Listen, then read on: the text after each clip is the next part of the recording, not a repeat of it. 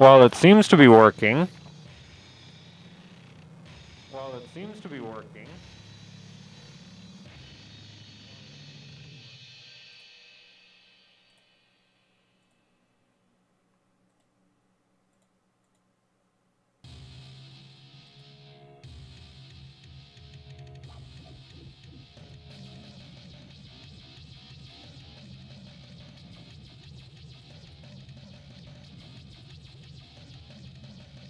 Oh yeah, it's to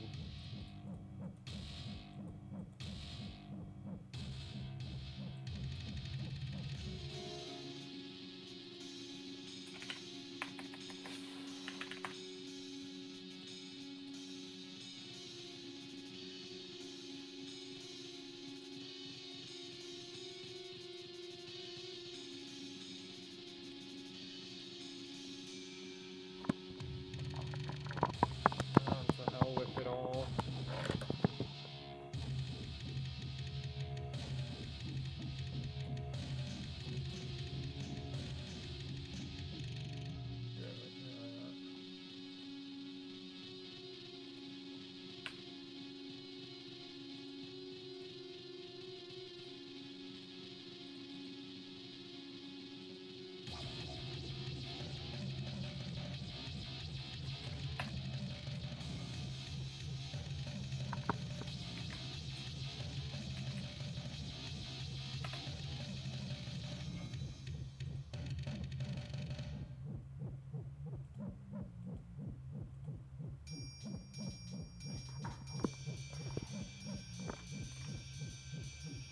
Well, let's see how this goes. I want to check something. What's this mouse doing again? Okay. Surprise stream? You're evidently new to the live stream system at AHOC. Streams happen at random, whenever I feel like it. So, yeah, procrastination time. Yeah, this is me procrastinating on the 3090 Strix or 3080 Strix PCB breakdown. I just don't feel like doing it. Not even entirely sure why. Like, it's a good PCB, but it's just like, eh. It's because too many people asked for it, that's why. It's like people couldn't stop asking about a Strix 3090 PCB, and so now there's not going to be one.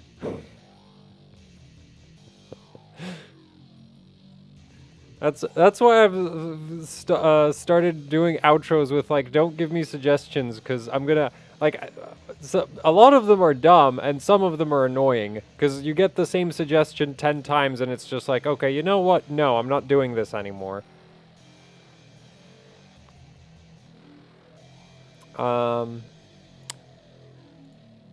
Anyway, I just, like, right now I just want to check temperatures. It's completely stock, but there's thermal paste instead of liquid metal under the IHS, so I don't know what to expect in terms of thermals, because I don't run thermal paste normally.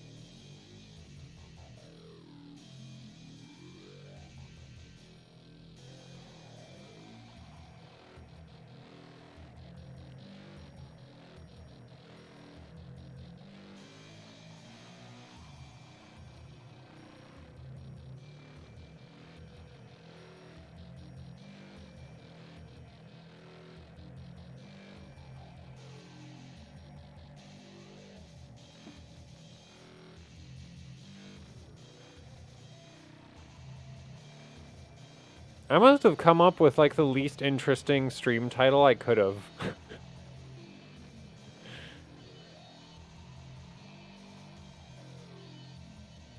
Like, it's both a combination of the incredibly boring memory overclocking and an old irrelevant CPU. Like, it couldn't possibly be worse.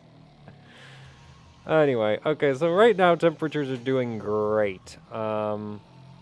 I wonder if the OC software will work.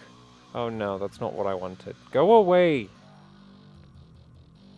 Where is it? Oh yeah, I wanted Formula Drive.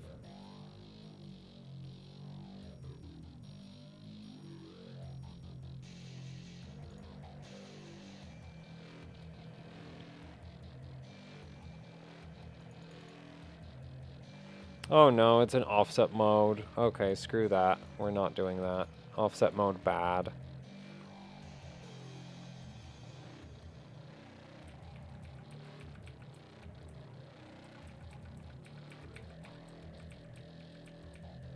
Struggling to OC my RAM over 3333 on a 2700? That sounds like you have a 2700. I don't really know what you expected.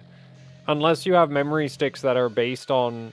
Like, there's a couple memory ICs that'll go over 3333, but most won't. So, yeah, that's just kind of like, well, you have a Ryzen 2700, what did you expect? 1650 V2. What's a 1650 V2? Also, if that's locked core clock, then that's not... Like, I would not consider that equivalent to anything.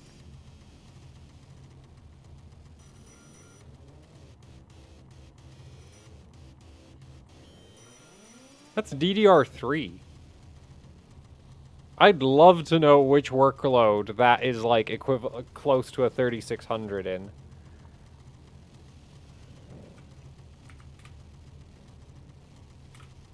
Actually, we can leave that. All core. It's on thermal paste, so I can't exactly hammer it.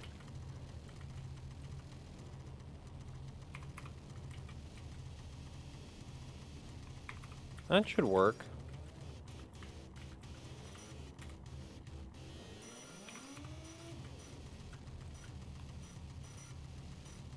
Okay, spread spectrums are disabled.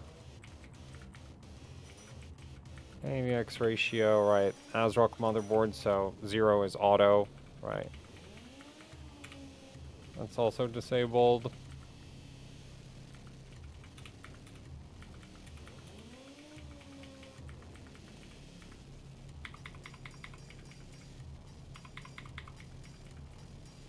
Okay.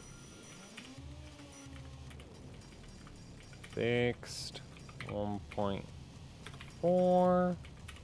Actually, that's going to be really hot for thermal paste.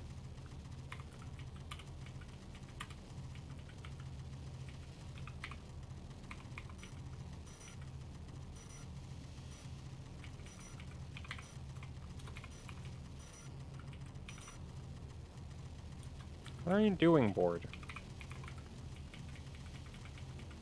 Okay.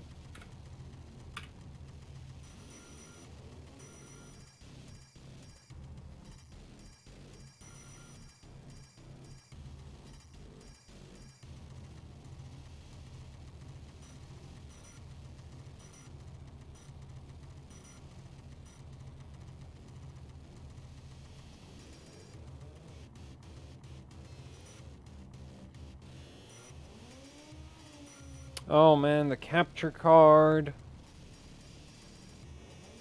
You know what? Instead of picking up more hardware, I should just buy like a better capture card. There's an idea. Imagine that. It's like, no more motherboards build, Zoid. Buy equipment. You have enough motherboards. Buy some actual equipment. Instead of just using whatever you happen to have that doesn't really work that well.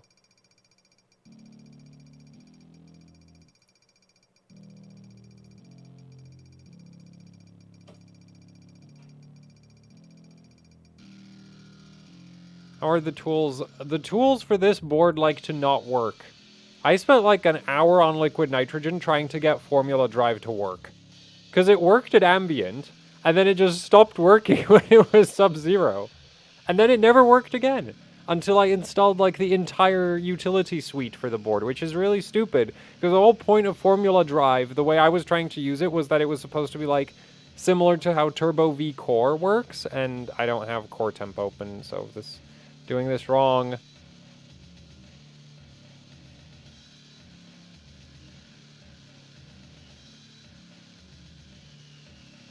Geekbench isn't super heavy. We might be able to bench it at like 5.4 or something.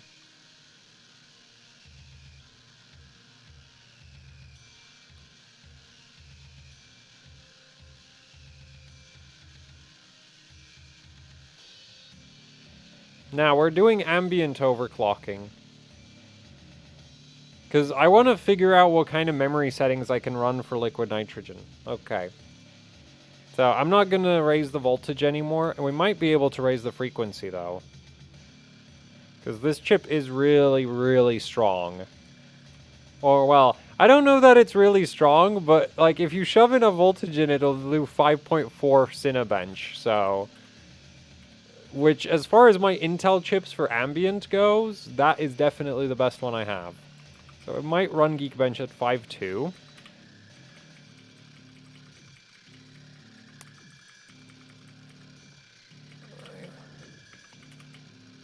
Oh wait, we're gonna use the 1:3:3 ratio, and... Let's go straight to 1433. Oh wait, alright.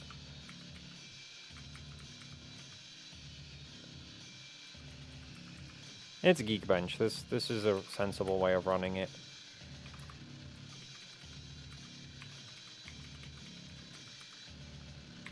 Actually, we don't need to touch that. This needs to be... Actually, 16 is reasonable. Fall 16. Max that out.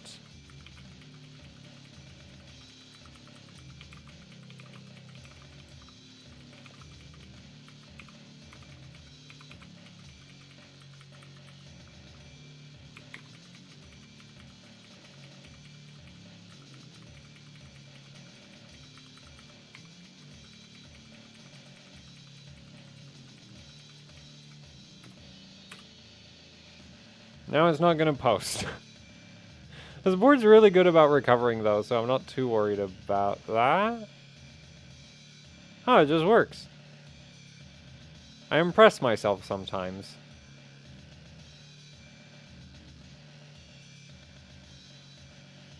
What instruments do you play? I don't play anything.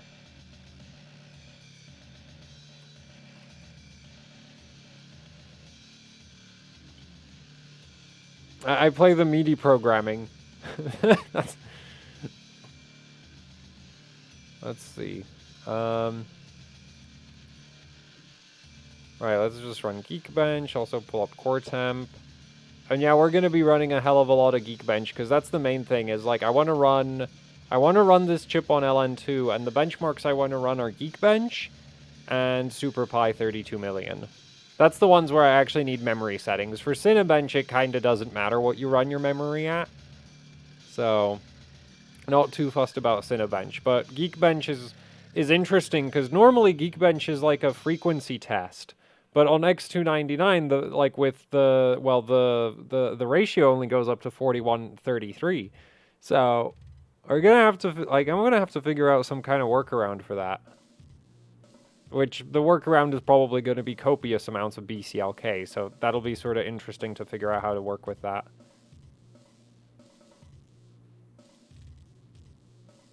Like, if I can get this to spit out, like, 9.5K, I'll be very happy.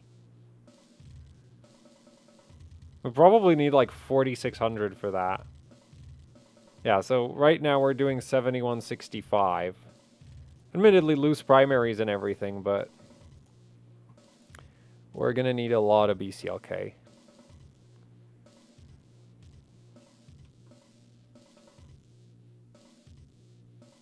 You try, what is it, Clock Tuner, right?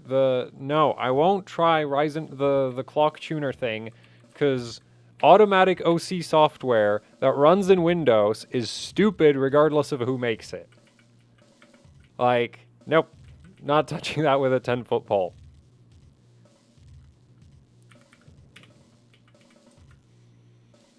Okay, so... does the board... yes, the board does do the math for me, so we're going to go straight to, like, 107? Okay, 106.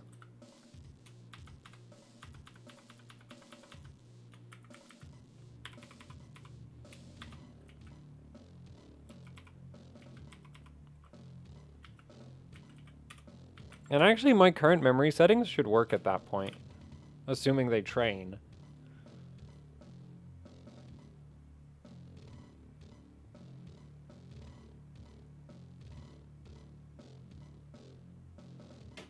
Okay, they do. Nice.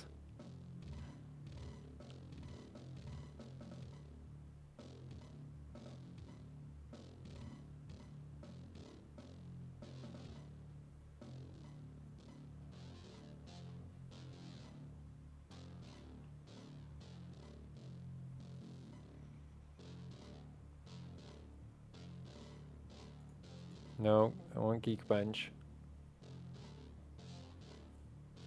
You can do CCXOC in the BIOS unless your motherboard's terrible.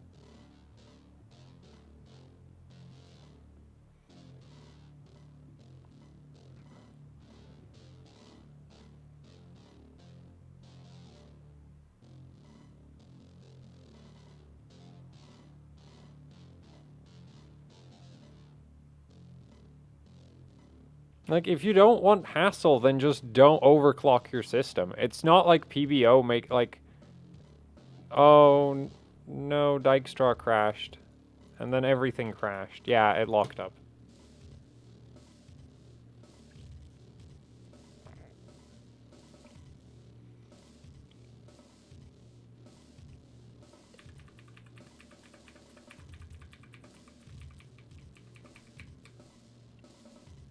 Oh, come on. Best RAM for 10700K. Currently have 32 gigs of G-Skill, 3200 CL16. Kind of depends what motherboard you have.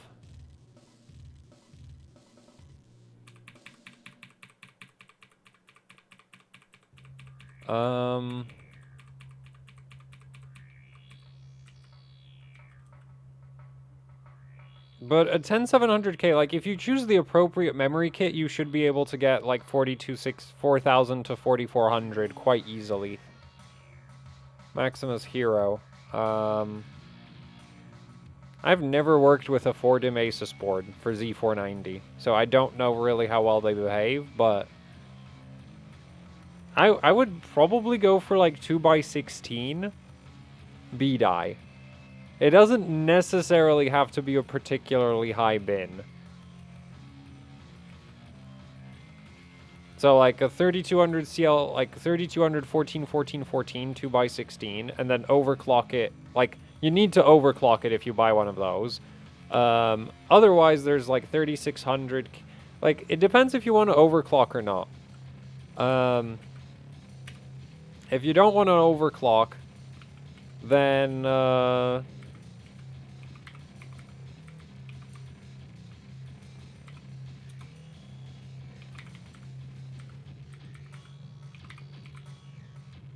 then you're going to have to pay extra. If you're willing to overclock, you can go as low as like 3200 CL14 rated sticks.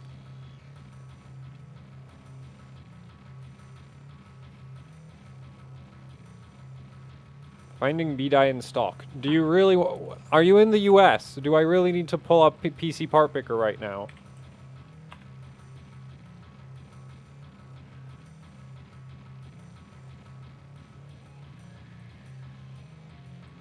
Okay, let's try this. Is B-die in stock? So I'm lazy, so we're gonna do this for 2x8. So I'm gonna like hold the mic because this is really awkward. Anyway, the test bench managed to blue screen meanwhile. I'm just gonna shut that down.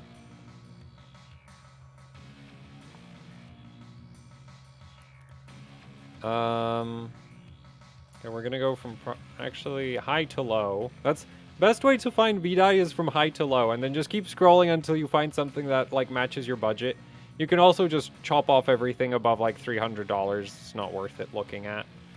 I want DDR4, and I want G-Skill and Corsair and Team, and who else is reliable? I guess KFA2 is a good source.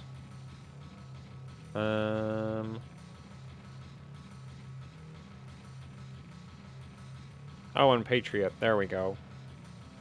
So that pretty much covers all of the brands that like are an easy way to source B-die, because everybody else is just kind of like they either don't bin for it properly or they just mix like, well, most of them just don't bin for it properly, so it's just kind of a pain to find. So at this point, Just gonna scroll, scroll, scroll. Oh, look, B-die. And I bet... Is it in stock? Yeah, that looks pretty in stock to me, man. This is like... This is your B-die. Oh, look what's... Wait. No, this still counts. This is 4,019, 1919. Though Patriot is probably like the most likely to randomly switch up memory chips. Oh, look, this is, of course, this is in stock. What else do we have? Do we have any cheaper options? 15, 14. Oh, that's 2,400. Okay, well, that sucks. Are the G-Skill kits gone at last? 3,216. Now you might be wondering, like, why didn't you just eliminate all the, like, the 16 kits? Because the thing is, 16 isn't automatically bad, it just depends on the frequency it's at. Okay, there we go. 14 3,200 flares. I don't know if those are in stock. That's the Corsair 2400 kit. Why does that cost so much? That is horrible. Okay, I think this page is wait, I think I saw another 14 somewhere. There's a 14. Oh, 2400 again. Okay, let's go back to the first page. Got some 16s at 3,200. Is this B-die perhaps? Or is this one of those? No, that's CJR. Or DJR at this point. Who knows? I don't really care. What's this? Okay, nope. That's 3,215, so that's a nope. What about this? This is probably 1619, isn't it? Yeah, this is 1619, so that doesn't count. This.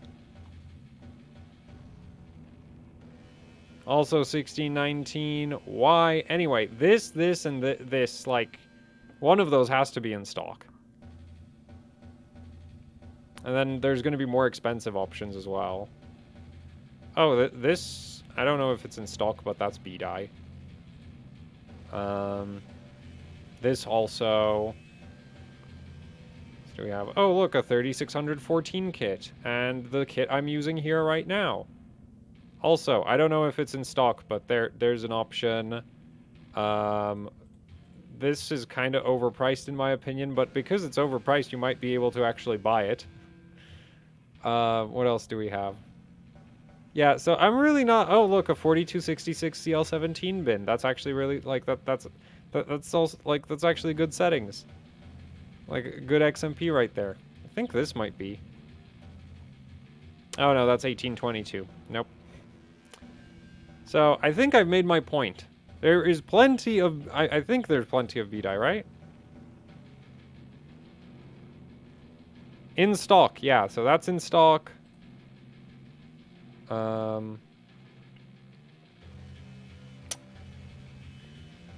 I can't tell. I don't shop on Amazon normally. So it looks like it's in stock to me. In stock, there is a limit on those, but it is in stock. So, anyway, yeah, there's like so much B-die in stock. I don't really... Okay, these aren't in stock. I don't think they've ever been in stock. Oh, come on. How dare you assume my humanness. Anyway, this in stock. You can buy 10 of these at a time if you want. So, yeah, I don't see where this B-die shortage, like, thing is coming from. Like, people have been going like, oh, B-die is so hard to find. I've never actually seen a situation where you couldn't just go and buy a B-die kit. Like, for the last 2 years, I don't think... This is still in stock. Like, it's 104... It's a, you know, it's not as cheap as it used to be, but it's in stock. There wasn't a price criteria. And this is, of course, in stock as well. So, yeah, I don't know what B-die shortage there apparently is because... like, those are all still in stock. I don't know what else you could ask for. Anyway, back to this. Back to the overclocking.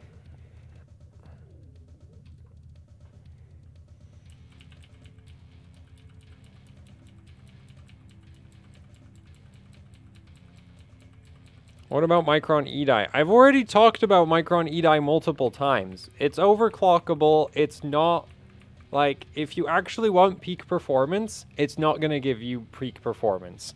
Because it doesn't do the same time. Like, it doesn't run timings as tight as B-Die does.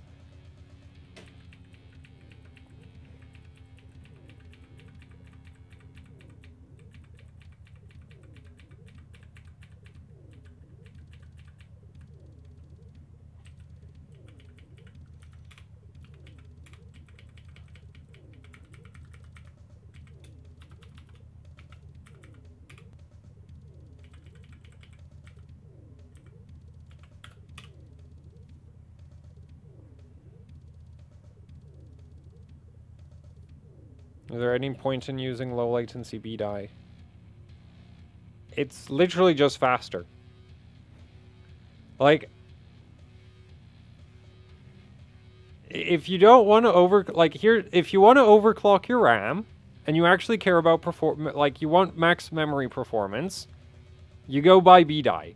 If you don't care about memory performance, go buy something with an XMP that you find cost of at a reasonable price.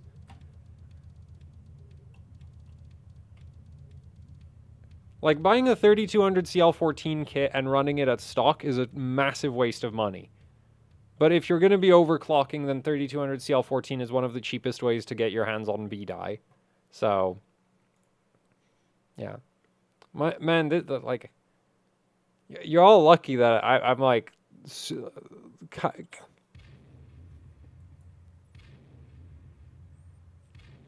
Like, because I've said this so many times.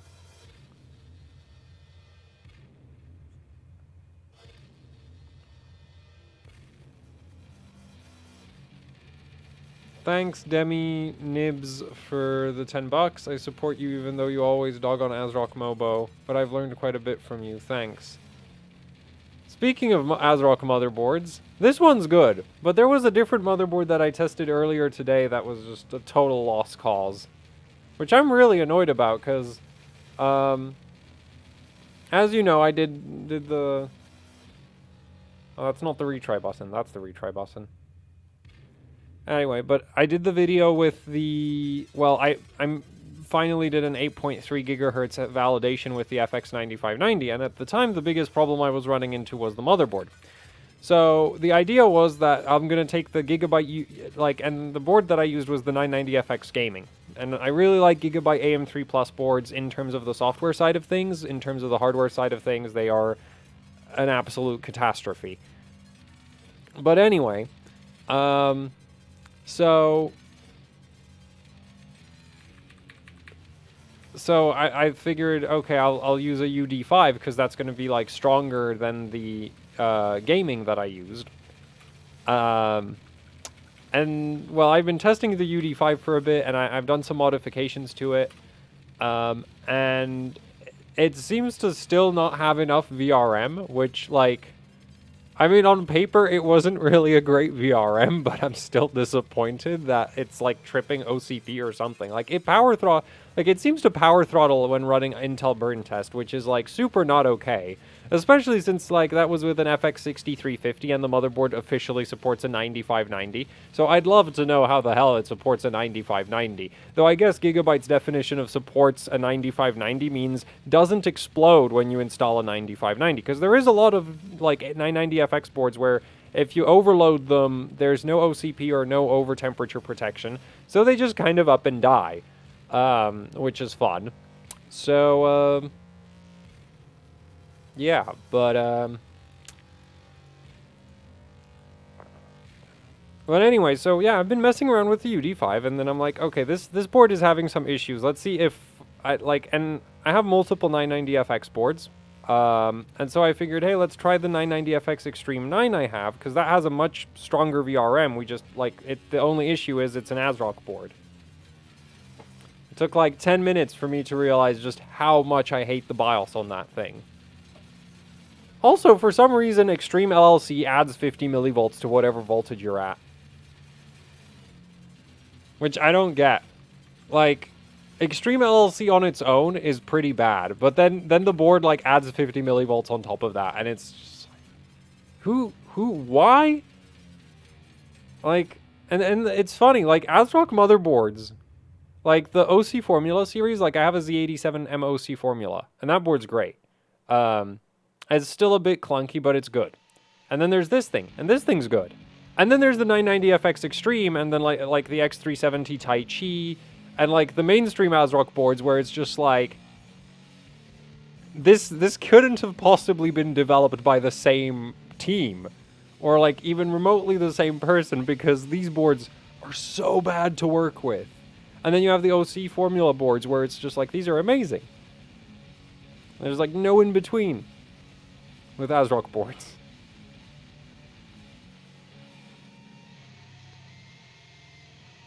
Thanks, Cryptux, for the $5. Well, glad you like the videos. So, for some reason, this doesn't want to run. I'm not entirely sure why. Maybe the sub-timings are too tight. Like, these guys over here. Shouldn't have to even set those. Oh, well, those are DR and DD, so those don't matter. Actually, I wonder what happens if I set those to 1. Like, it shouldn't do anything, because they're different dim and different rank and different dim. And it's like, we're in a single rank configuration, so it shouldn't affect anything if I max them, like, set them to 1.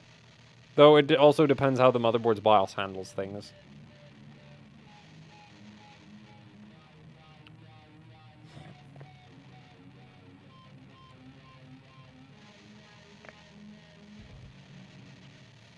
Zen 2, 10K?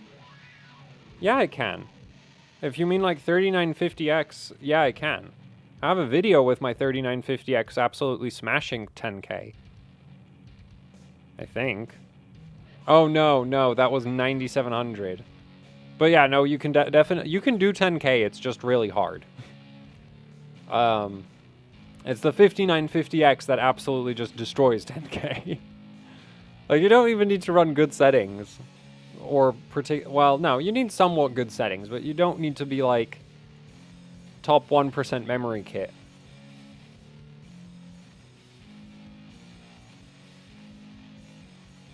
Is there any risk trying to overclock my RAM? As long as you don't set the voltage too high, no. Samsung D-Die. If you're talking about 4 gigabit D-Die, actually even 8 gigabit. So if you've got 8 gigabit D-Die, it'll do 5 gigahertz. If you know what you're doing, you can push it all the way to like 5 gigahertz. If you've got 4 gigabit D-Die, it'll still do... I think it could go up to like 3866 or 3733. It's just gonna be really loose.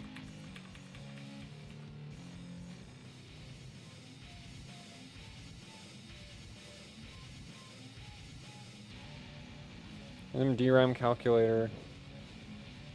So, your motherboard on auto settings is about as stable as it gets. Anything below auto settings is generally lowering its stability. There's for DDR4, I've not yet run into a motherboard where the auto settings would not be stable. They'd be slow, but not like, I wouldn't run into like instability. I wonder if I'm TRCD limited.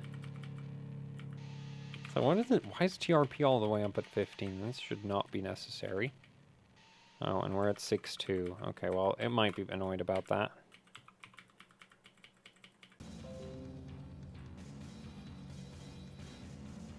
Are we back?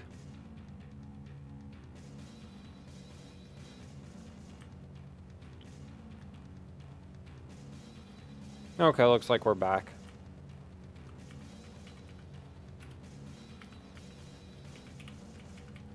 I feel like maybe I'm pushing too much SA.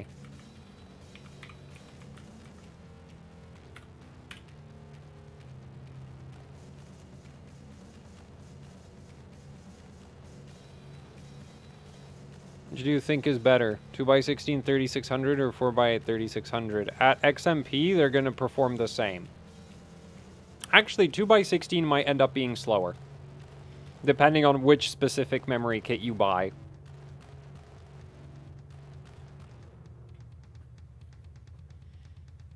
Actually, it gets even worse than that. It might depend on, like, which production date of which memory kit you buy.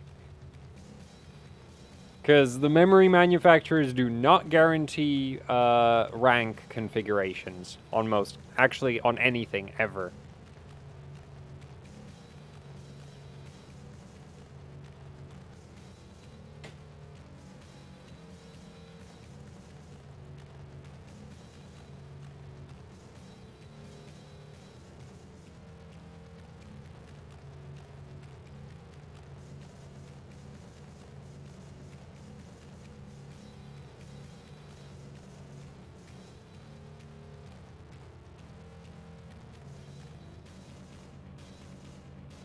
Okay, now it's less stable.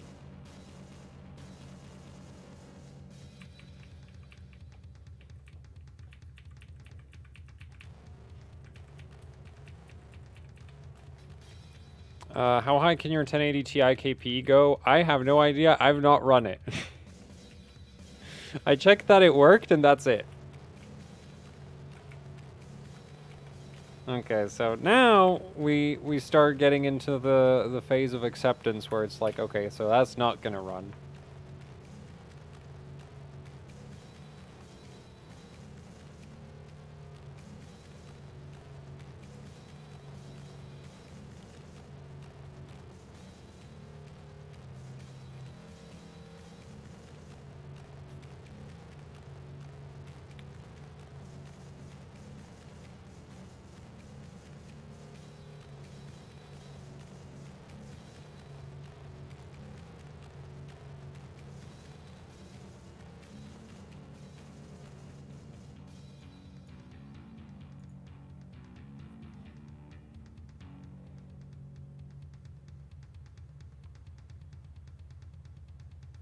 Oh man, this thing keeps going?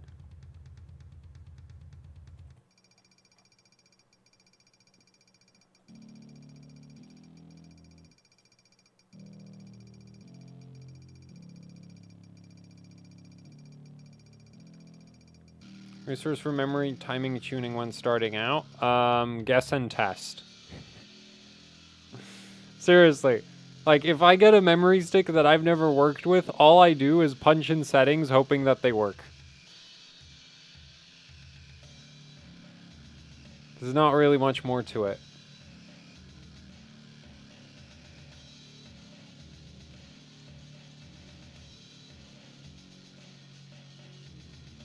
Yay, 85,000, well, I mean 8,500, but that's not high enough.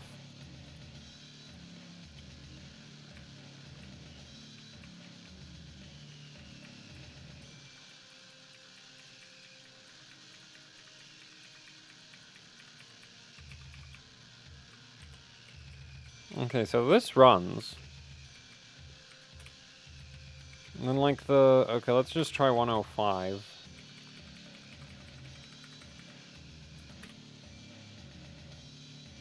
Guess I might be able to run like 13, 13, 13 or something.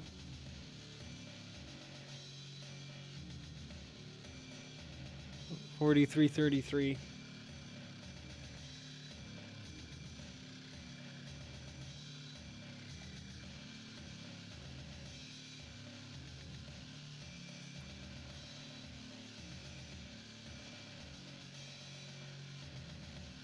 I don't think anybody's done 10k Geekbench on a KB like CPU. Like Geekbench is primarily a frequency test, and KB like doesn't really go high frequency very easily.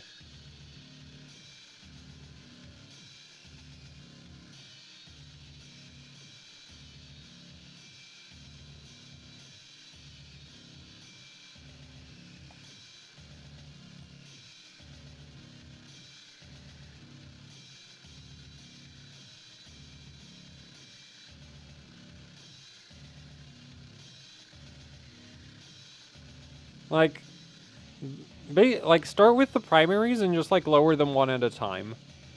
And then once you get to the secondaries, basically just lower them one at a time. I normally go until it stops posting.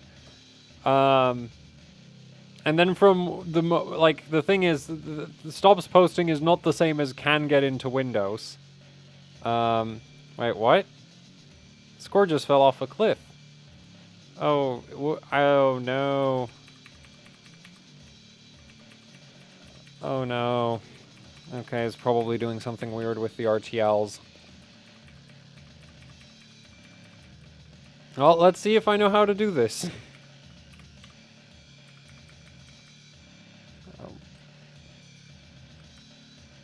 I didn't set any of those. That's just like the board doing them. Oh man.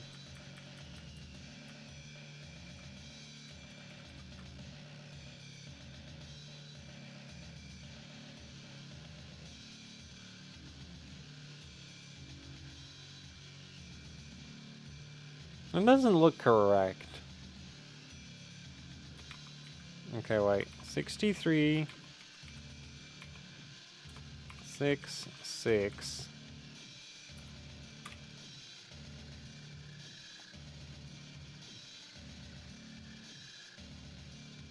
No, just 55.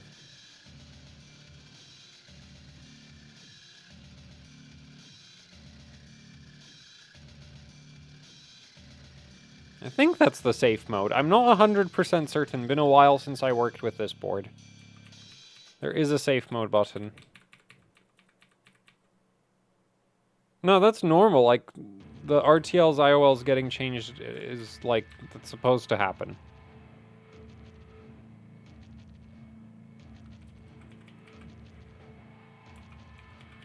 About 64.7.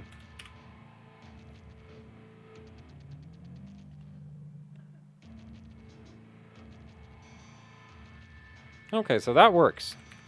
Oh my god, I know how to do RTLs and IOLs!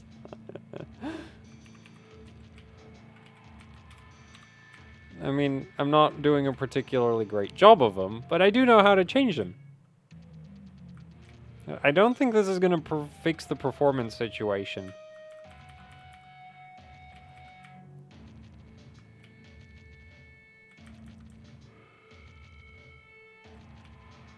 So actually what I want to know is what it trains when we were at that lower frequency.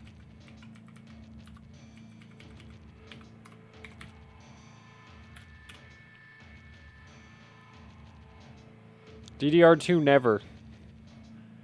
Like, unless I end up, like, recording a video or doing a live stream while at somebody else's place who does have a DDR2 collection. Because I am not starting a DDR2 collection.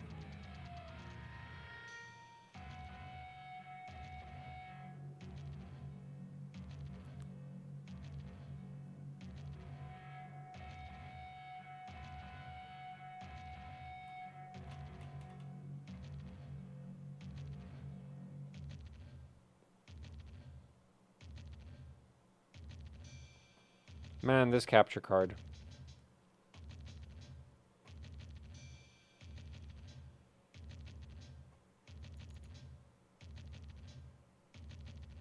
Okay, 63, 64, 77. Okay. And this should get 8,500. If it doesn't get 8,500, then there's a problem.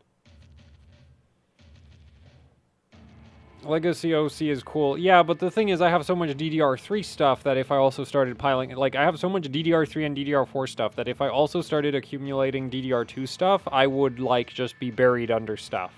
I mean, I'm already pretty buried under stuff, but, like, it would be so much worse. Because DDR2 is also cheaper than DDR3.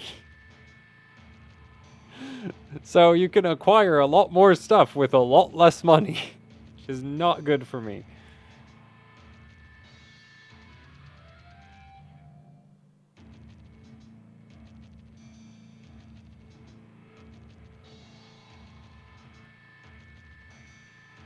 Will you bring back the face cam?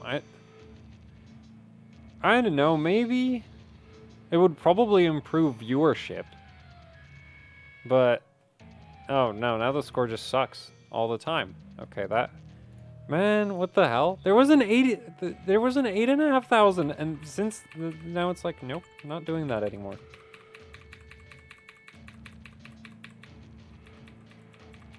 Is there some way for me to force the board to train properly or something?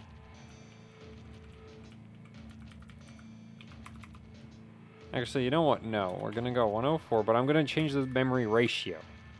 That normally should tell the memory controller to retrain.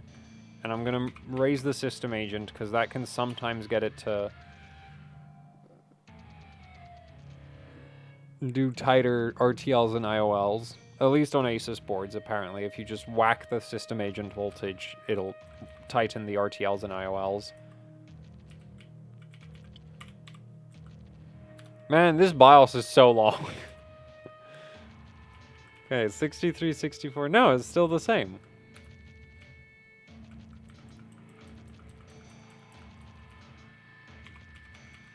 Wait, what? Why can't I set that? Oh, you can set it to 5, though. Interesting.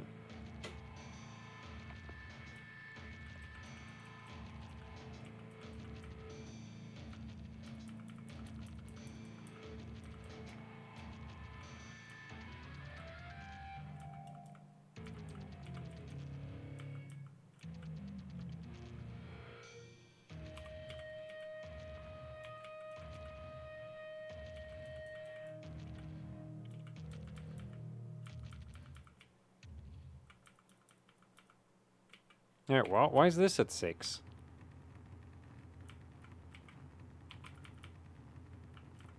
Okay, wait, we're gonna try this.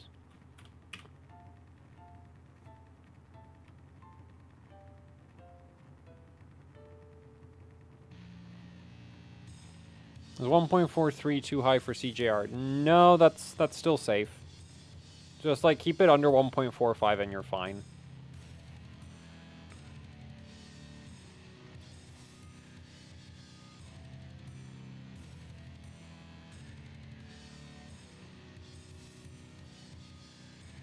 It's like, the whole point of this is for me to figure out the memory settings at ambient so that I don't have to refigure them out when I'm on liquid nitrogen. There's a pretty decent chance that you won't see the board on liquid nitrogen, but that doesn't matter.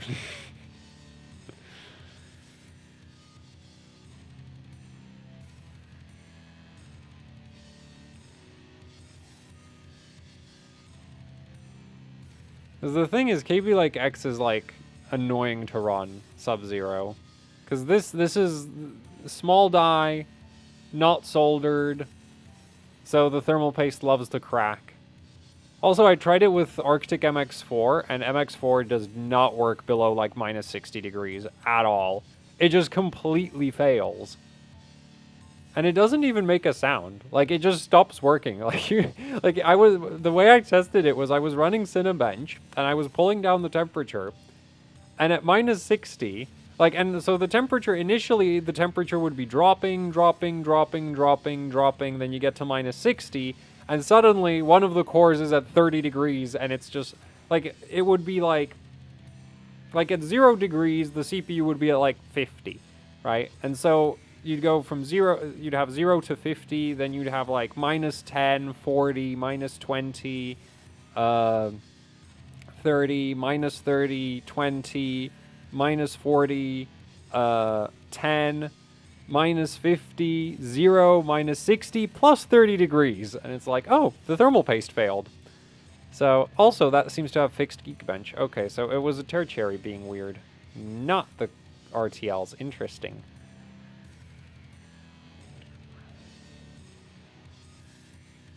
The problem with LN2 RAM overclocking is I don't have an LN2 pot for memory.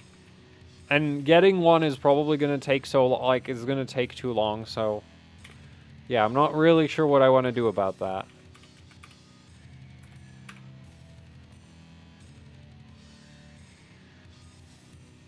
The thing is, Gelid is a pain to get, like, in a reasonable sized package.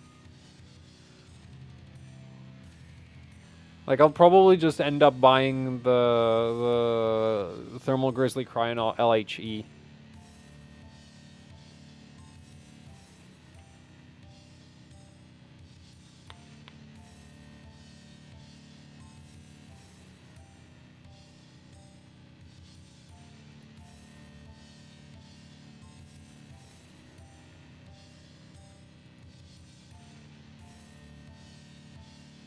The thing I don't like with the Cryonaut paste is that, like, the original Cryonaut was, like, super inconsistent batch to batch. Like, some tubes were just, like, amazing, and some tubes were terrible. It was, like, completely random.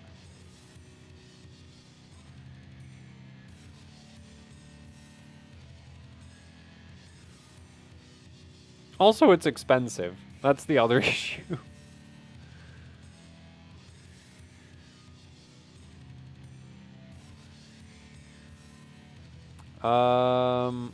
Cryonaut is bad at ambient. As far as I know, it doesn't last long, but the immediate performance is fine. Any idea what is max safe GDDR6X memory temp?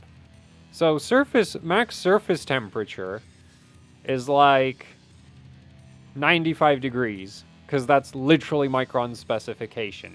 Internal temperature, however, is awkward because there's no spec for internal temperature. The storage temperature is rated up to 125, so I would assume that the junction is fine up to around like 110 or something.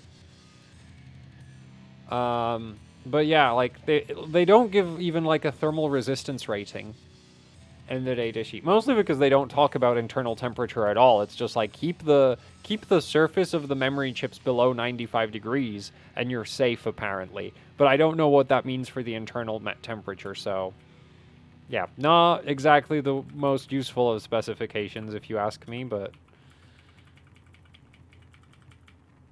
yeah, unfortunately there's not more detail available.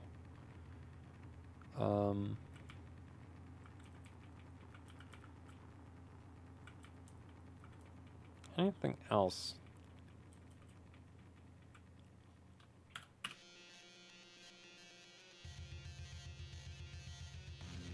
KPX works fine on ambient. Also, I wouldn't delid, wait. Replace Tim with KPX for LN2. Yeah, KPX on LN2 is great. KPX on LN, like the one tub of KPX I got was just absolutely amazing. Super stable, super consistent. Like, the issue is I've run out of it. So now it's like, so I was really hoping the MX4 would be a good alternative, because it's like getting KPX is, it's not regularly stocked anywhere.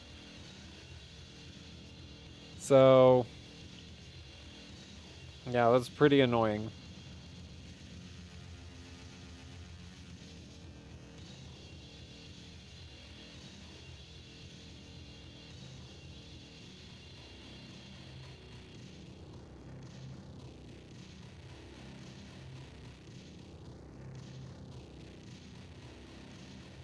KPX is not that thick.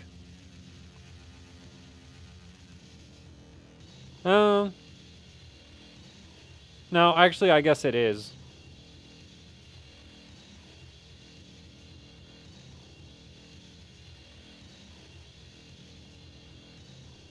Is Liquid Freezer 360 overpriced? I wouldn't know. I've not looked at it at all. You wouldn't replace the die to IHS Tim with Sub-Zero quality paste? For ambient, absolutely not. For LN2, yes. Like, on LN2, you need to replace the stock thermal paste with KPX or Cryonaut or Gelid, because otherwise the thermal paste... Well, actually, I'm not sure that the stock thermal paste cracks, but I do know that it sucks. So... so, kind of the same thing. But at ambient, you should only, like... At ambient, I would only go for liquid metal.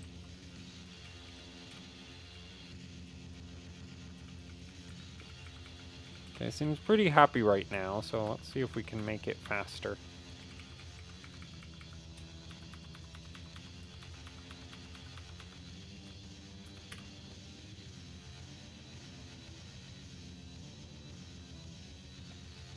Liquid metal doesn't work on LN2.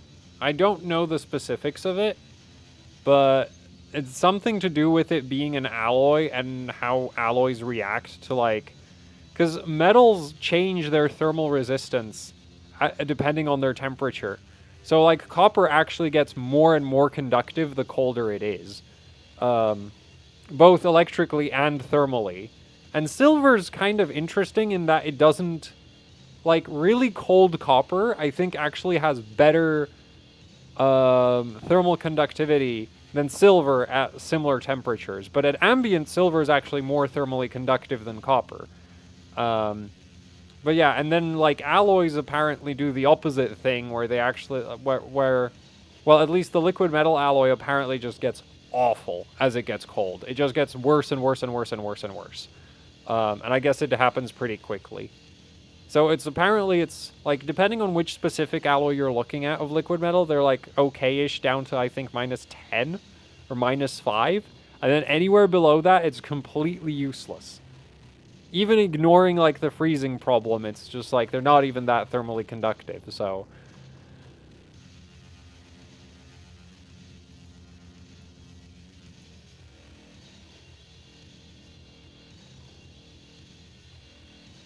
NTH2 is good, and NTH1 as well, as far as I'm aware. Where do you buy your LN2? There's a company here in the UK that, like, does deliveries of liquid nitrogen to various, like, they do large deliveries to various businesses, and so if they're in my general area, they're willing to sell me small volumes. Though if I was buying like 700 liters a month, they'd be willing to, or actually not even a month. If I was buying 700 liters at a time, they wouldn't really be any time restriction. It's just like, there is no way in hell I am paying for 700 liters.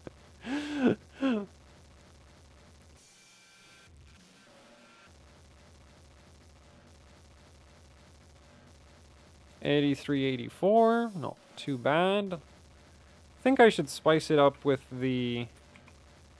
Wait, Windows R. No. Do we have maximum? Oh, we already have maximum. Cool. So, I don't actually... Yeah, we're at 3.3 gigs maximum, so I don't need to do anything.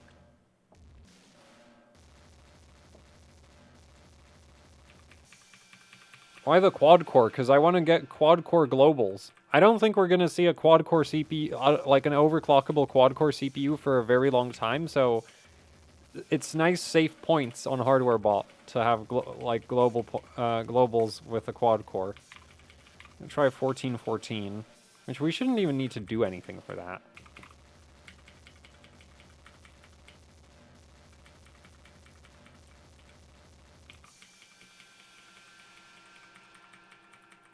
I don't know if I can run that at 6. Okay, no, that's getting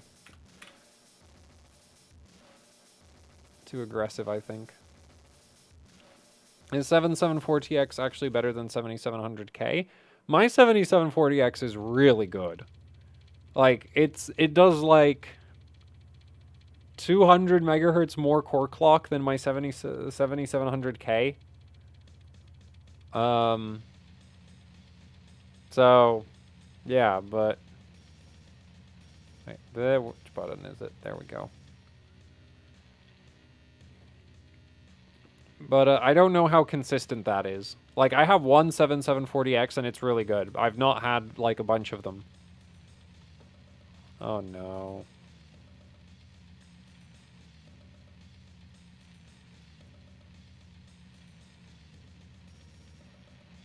Should have plenty of voltage. Okay, apparently we don't.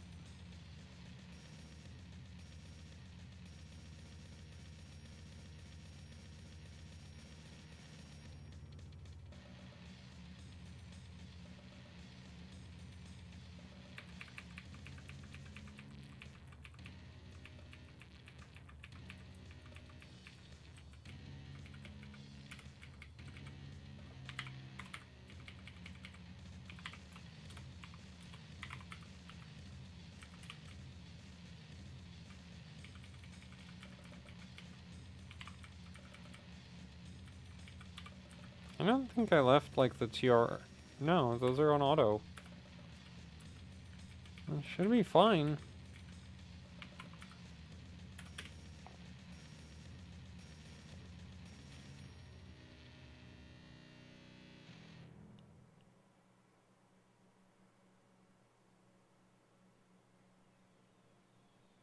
Okay, there we go. Now it trained.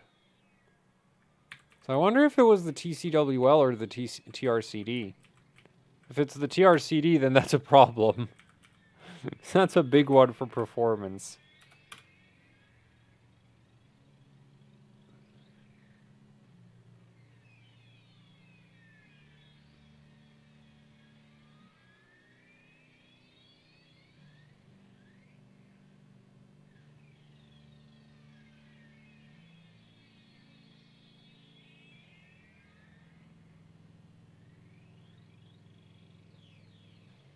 Oh, speaking of Asus B450 boards, have you seen the B452 boards from Asus? Like the ones that are supposed to have like out-of-the-box Ryzen 5000 support? I've been wondering about those. Like, like, are they any good? But they also, like, the thing is, I still don't have an Asus contact, which, yeah. And now I'm not gonna get one because it's like Chinese New Year as far as I know. Oh, come on. Oh, wait, no, I just bumped the HDMI cable. I thought it crashed. Why is it harder to buy dice in the UK compared to the US? They don't sell it in stores, and it's not that hard. You can just order it on the internet. It's just expensive. On the other hand, we do get the, like, I get the option to order rice ice. So that's like dry ice in really small pellets. So you don't need to crush it up or anything because it already has a ton of surface area, which is kind of neat.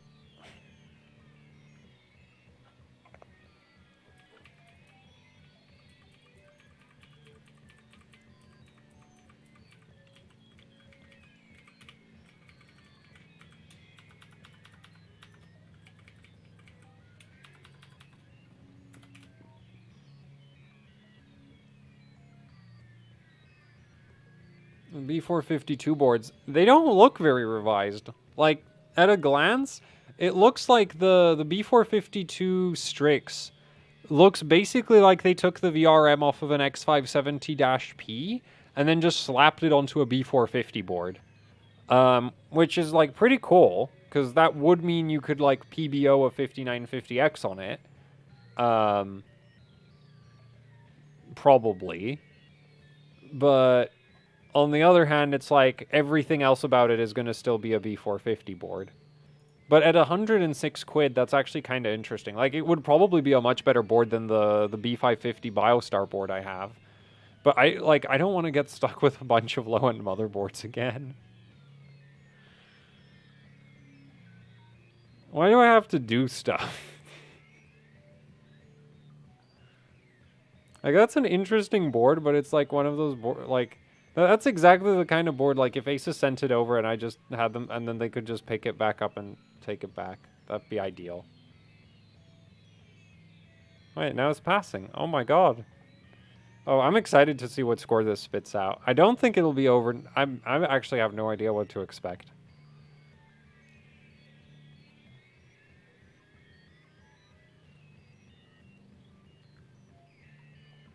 I don't really see the major downsides to B450. Oh, okay, so 8648. Okay, that's not high enough. It's nowhere near high enough. Wait, we have formula drive. Let's just use that.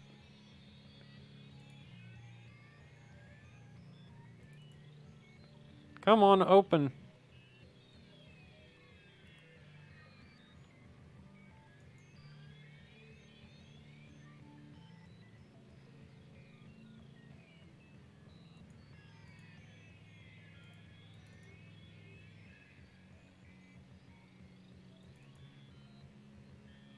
Why is all the motherboard software so bad? Like, I think the only good motherboard utilities are, like, Gigabyte Tweak Launcher and Turbo V Core. Everything else is this. It's like, I am clicking on the utility does nothing. Do the thing! Why won't you open?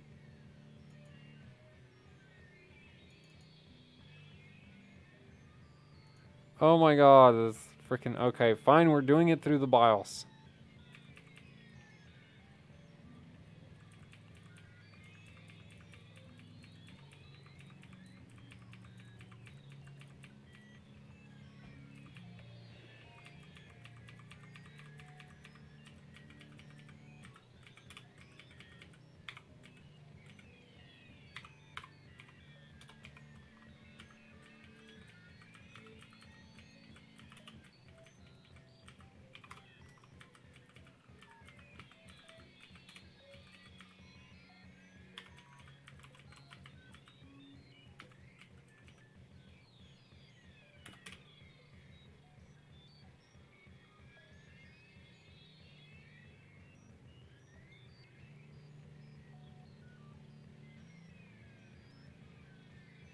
Oh man, it's really trying.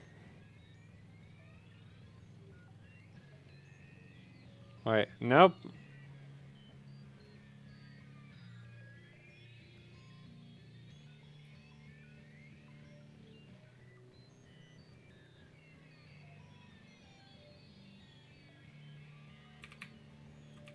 Oh, come on!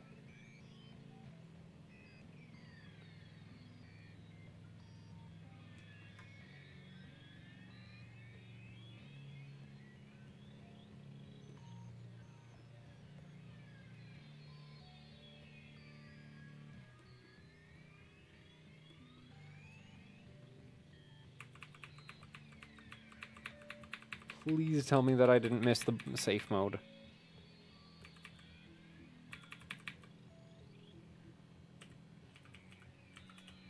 Okay, all my settings are still here.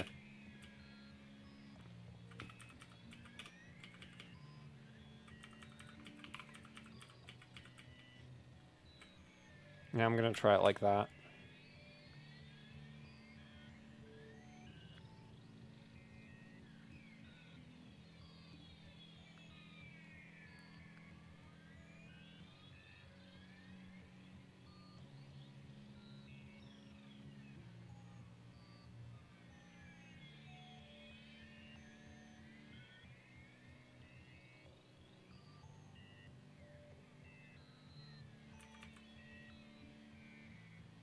Are you kidding me?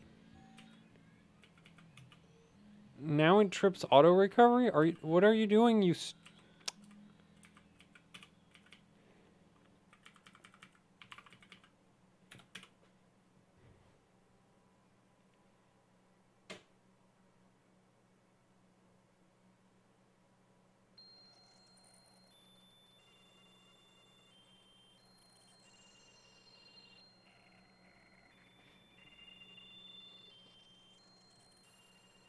Okay, I think it just tripped auto recovery again.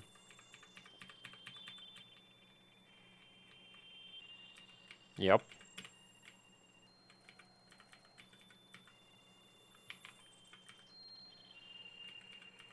Man, 4463 isn't even that high in terms of frequency.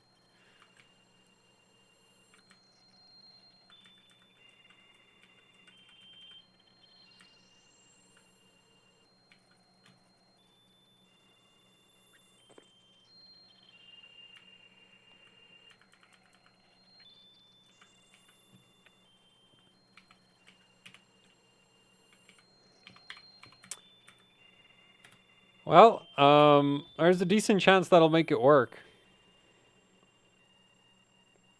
Probably not the best idea to test it on this CPU of all things, but it's 14 nanometer plus. I don't see a good reason why it wouldn't tolerate similar voltages to 14 nanometer plus plus plus.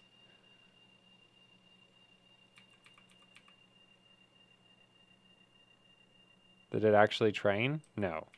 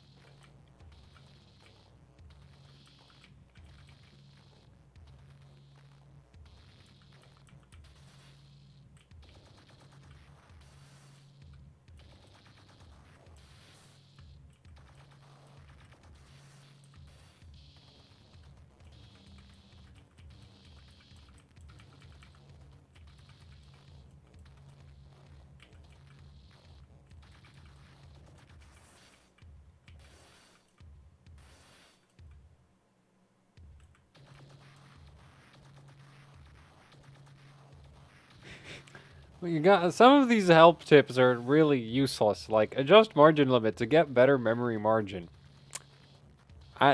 What margin of what? Also, we have like 4 DLL bandwidths, which is a problem.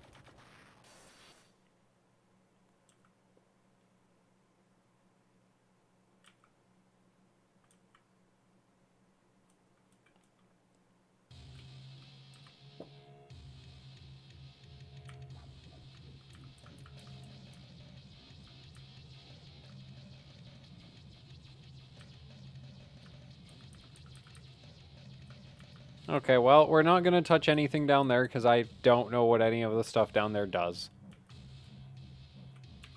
Well, it's actually... Like, these don't even say, like, what... Wait, what's the value limit? Okay, 7's the value limit. We're not actually gonna... Yeah, okay. Not gonna do that.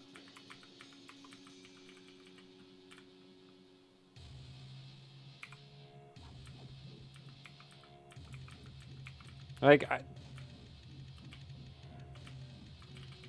No, because this is a different thing from...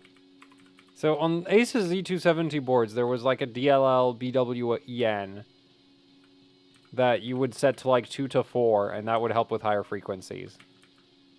But there wasn't 4 different settings of DLL thing, so that's a bit of a problem. I'm going to try the bottom one first.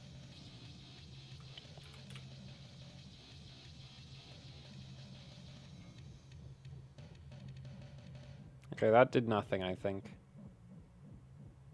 Wait, yeah, that did nothing.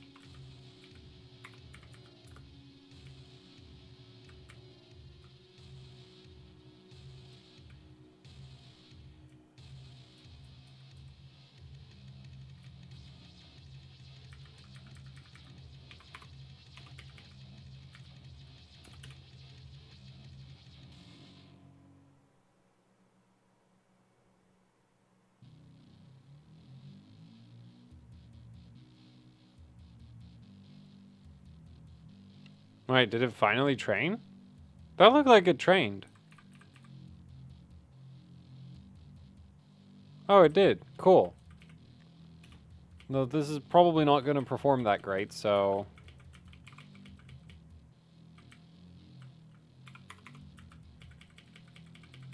Yeah, especially since this is 10 and 6.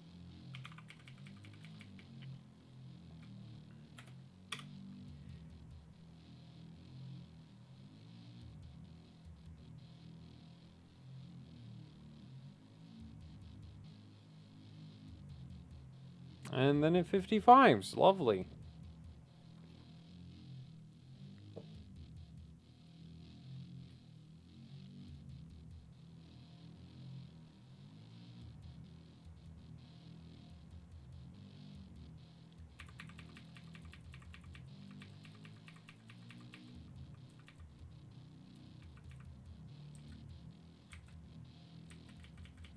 Did that work? Oh, okay, so 12 does eventually work. Lovely. Let's try 6. Very low hopes for that working.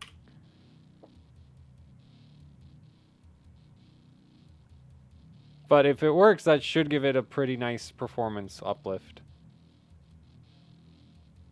Oh, that works. Cool.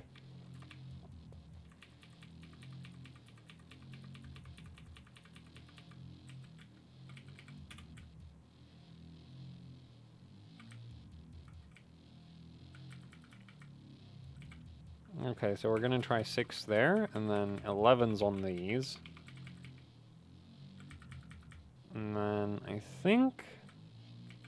Yeah, these are now mega loose. These are like 12 and 8, so we can definitely go lower.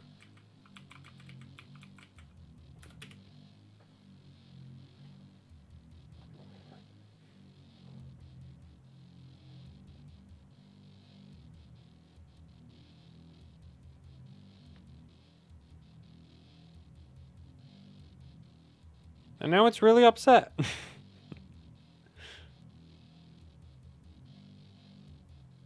Yeah, I think that's a recovery, though.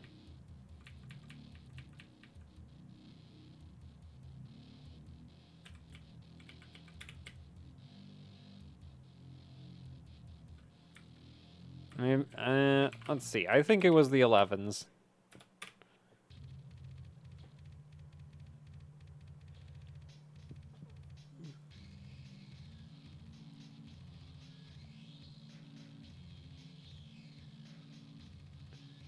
Yeah, I think I was right about that.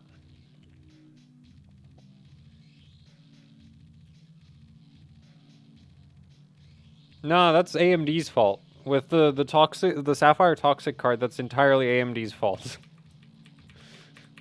It's like AMD needs to stop being idiots and remove the clock speed limits. But then again, AMD is the company that like actively like disabled memory overclocking on the Fury X because it wasn't supposed to be a feature.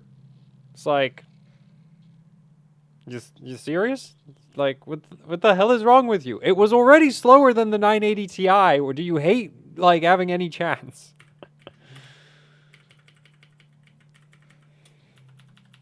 Maybe if we just feed it more voltage? That is a lot of system agent for KB Lake.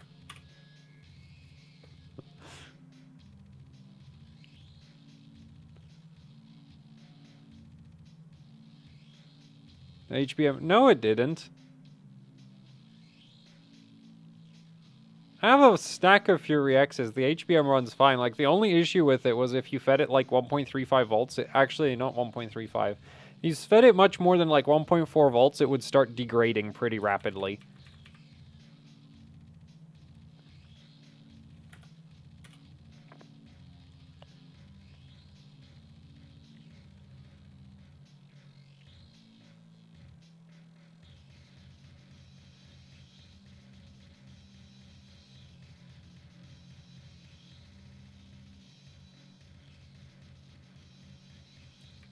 I'm pretty sure that was just another recovery there.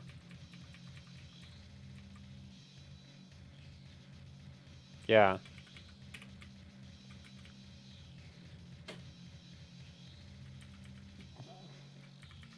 I really hope it was this, and not these two right here.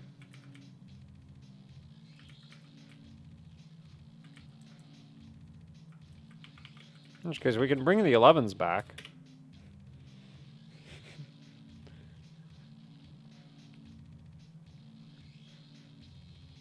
No, Vega had HBM overclocking. And you could actually, like, the HBM on Vega would max out at, like, 1200. There was ways to try push it further, but it would not be very happy about it. But they literally just straight up disabled any HBM overclocking on the Fury X's because... What? Isn't, like, the card apparently wasn't slow enough.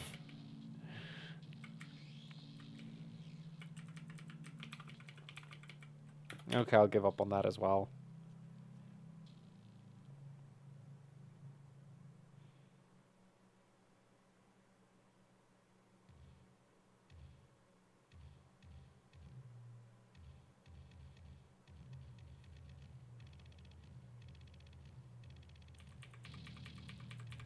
I think that trained this time. The postcodes on this board go really quick. No, it didn't.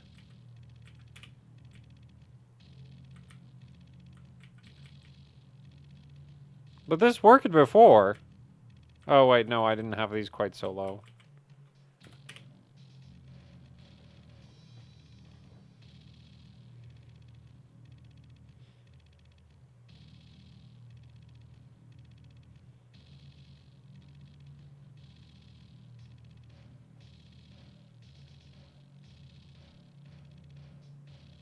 I think it recovered again.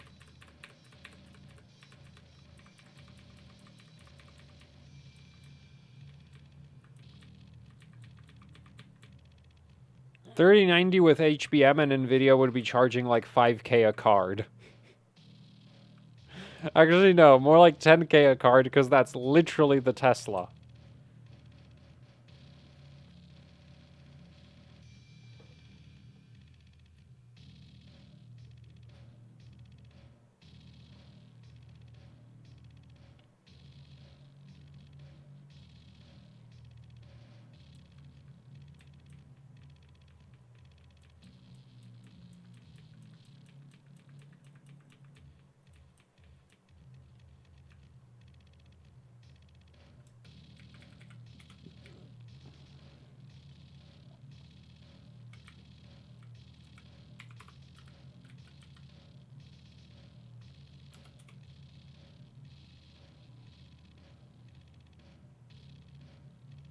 What is this music? It's my own creations. It's pretty much background noise. Or like, not pretty much, it's literally background noise.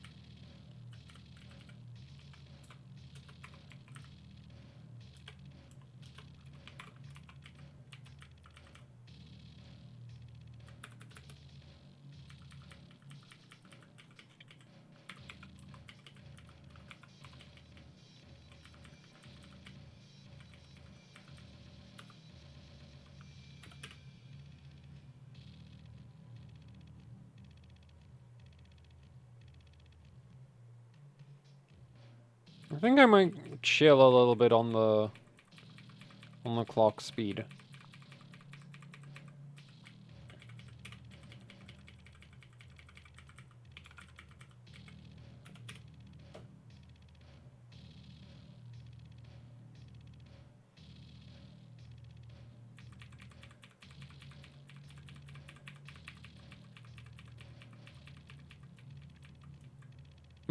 I tried running the 10900K on the Z590 Master. I literally couldn't boot the XMP on these sticks. Like, the Z590 boards currently have like no support for the CPUs. Actually, you know what? We're not going to do that. What do you want to do?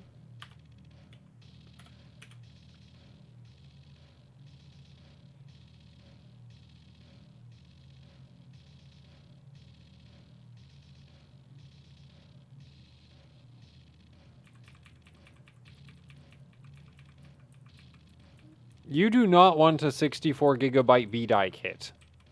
Unless you're on a Threadripper or some other quad channel platform. On dual channel, that is literally just the most painful memory configuration to work with possible.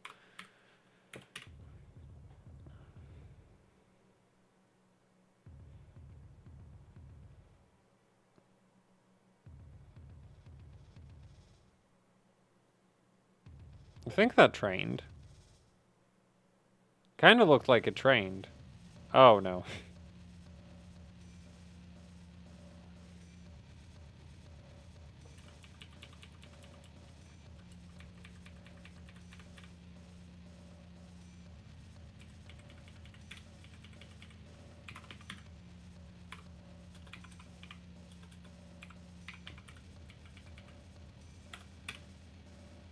I've never actually run these sticks at 2.1 volts before. Did not help. Are they warm?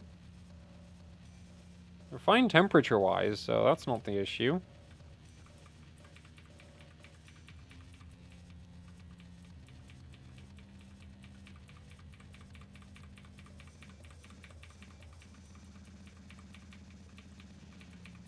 What? Crashed?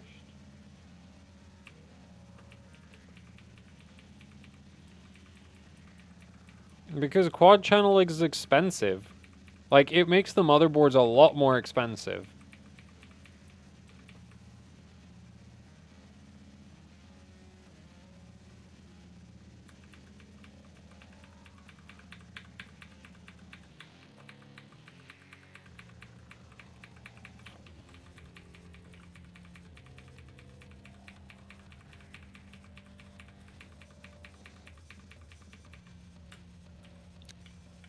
Also, it doesn't really do much for most consumer workloads. Nah, triple channel is just as bad as quad channel in terms of cost increase. I think that's why we don't see triple channel like at all anymore, is because Once you get to triple channel, the increase in, like, complexity is about the same as if you just went with quad channel in the first place.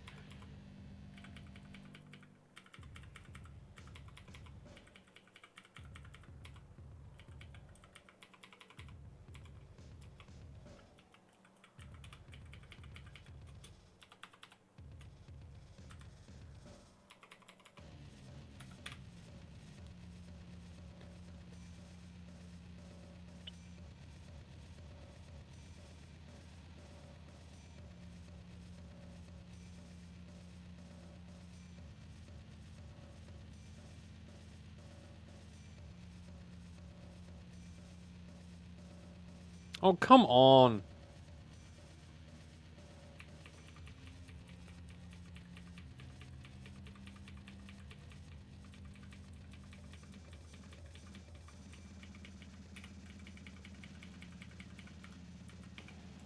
Okay, well, I'll try this at 14.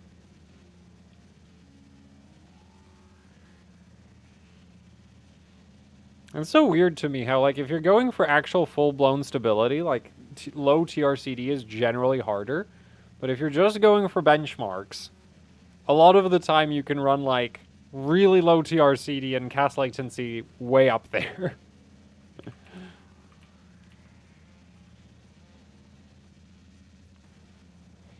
Like, with my 5950X and the 3950X, I'd end up running, like, 16, 13, 12. Which is, like...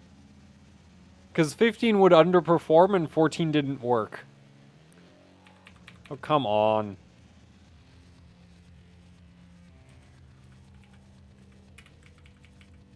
You may...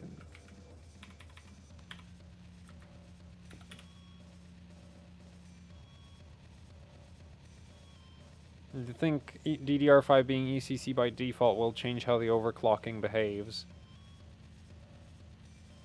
Not really sure, but not sure. I guess it might be a bit more like, I guess you'll see, like, error, like, you'll see performance regression before you see straight up, like, crashes. That doesn't really seem like the biggest of deals. Why won't you OC ECC UDIMs? Because they're a pain to get. They're not, like, the performance is gonna suck, so... You know, it's like, it's one of those things that I might, like... I guess I could buy some, like, if I could find, like, 4 gig ECC UDIMs really cheap, then I might mess around with it. But then it's also, like, if they're, like... If there's some trash memory chip, then it's, like... It's just gonna clock like trash because the memory chip is trash, and it's... So, it's just like... Like, it's a pain, basically, I guess.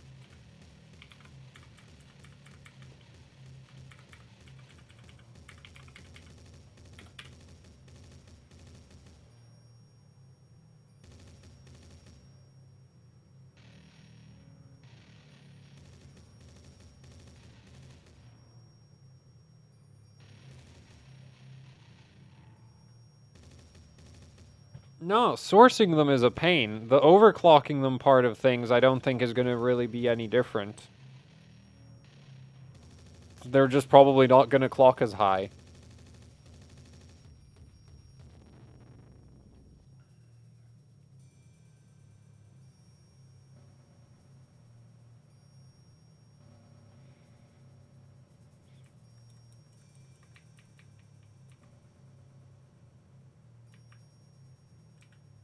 Now, why are we back at 2400? Man, this board's auto recovery just kicking in all the damn time. Which, like, I guess that's kind of a good thing. I don't know.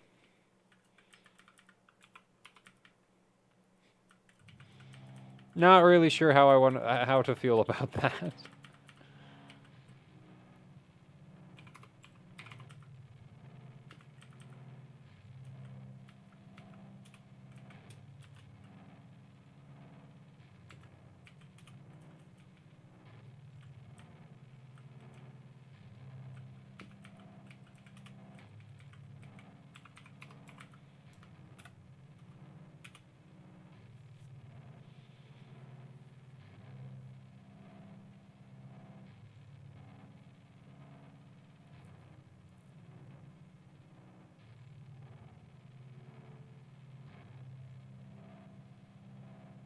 There is nothing to repair, Windows. Man, if I blow up this OS, that's gonna be... It's not gonna really be a big deal. Okay, so that doesn't want to boot again. I wonder if maybe I'm running the system agent too high. Like, yeah, it's training. That doesn't mean it's happy about it, though. Like, it might have rolled over at this point.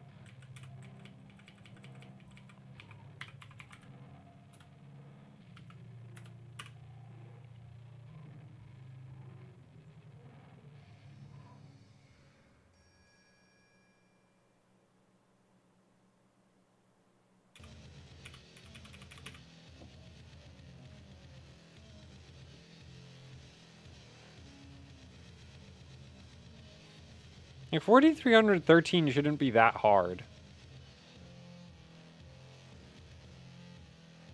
Yeah, it really shouldn't be this hard. It's freaking KB like not doing modern CPU memory settings.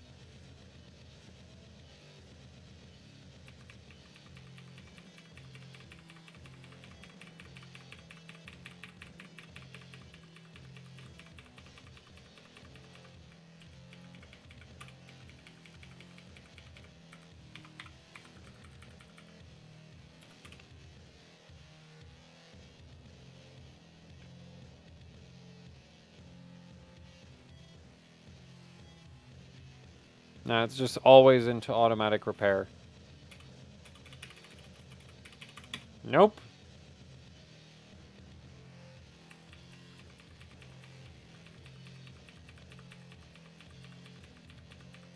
Yeah, I mean, I'm probably asking way too much of the chip for ambient, but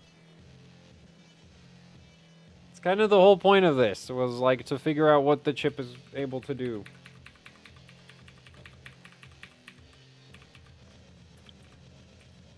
So that I don't end up doing this with liquid nitrogen on the chip. Because that would be a massive waste of liquid nitrogen. Sitting there dicking around with memory timings for an hour.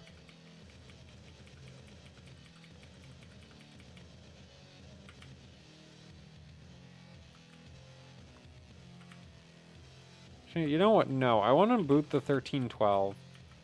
See, no, we're going to go all the way down to 12, 12, 12, and I'm just going to go down to 4,000. Which, like, has to work.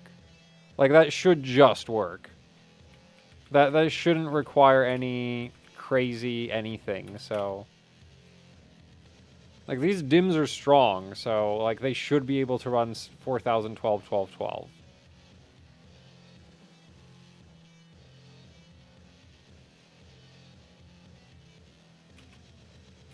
Apparently not. Well, maybe... A minute. I'm gonna reset. I'm at 2.05 volts on the memory voltage. It's not lack of EDIM.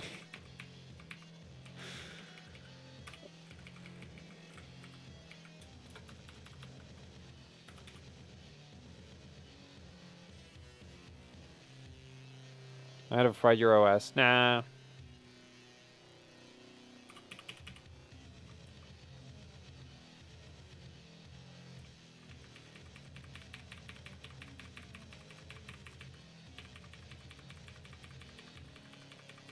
It might even be too high at this point.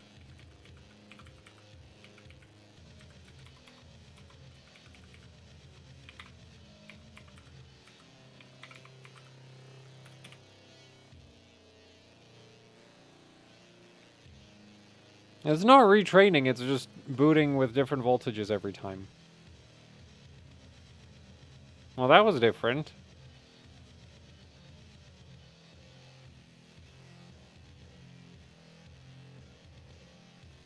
Progress.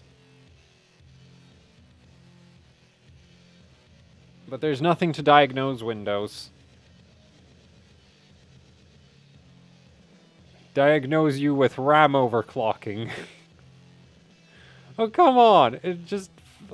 How does it do that? It just, like, rolls right over when... No, I don't want to repair anything. Boot, you stupid pile of trash. Okay, actually, I might have blown up the OS in that case. Like, when it doesn't want to like boot at all, that's when it's like, oh, the OS might have died.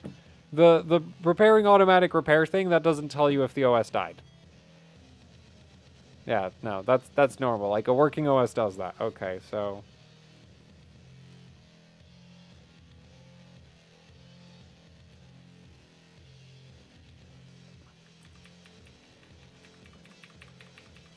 I'm gonna drop the memory frequency and see if I can get it. Might have done a little bit too much memory timing tightening. Go. It has to work at 3762.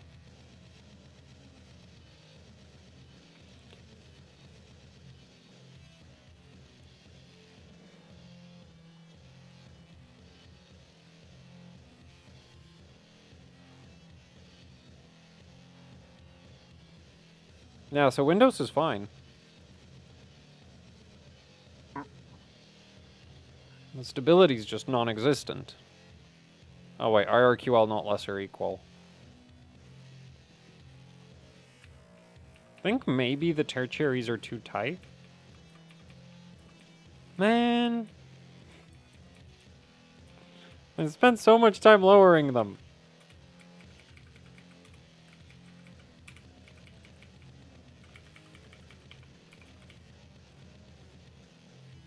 Okay, fine, we're gonna... Hey, they're not even that low. It's just this one.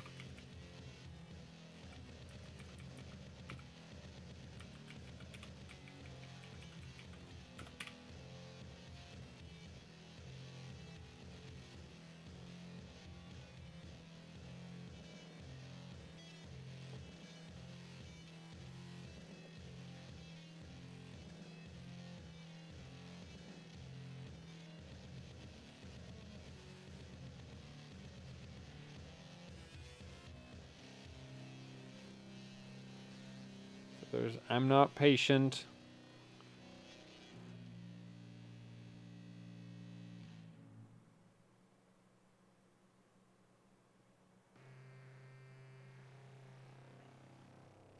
Ah.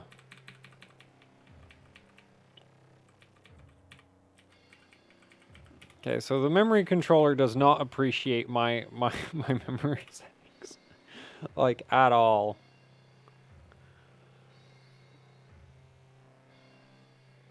Maybe this is another one of those Buildzoid level CPUs where it's just like the memory controller is just garbage again. Or it's just KB-like. I've not worked with KB-like in so long that it could just literally be KB-like. And my expectations being way too high. Like, Comet levels of high.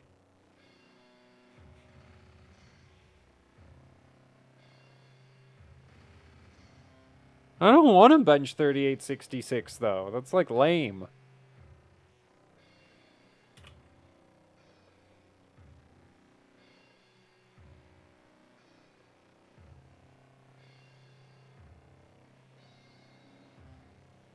And if I remember correctly, the memory frequency record on the 7740X was, like, 5.5 or something.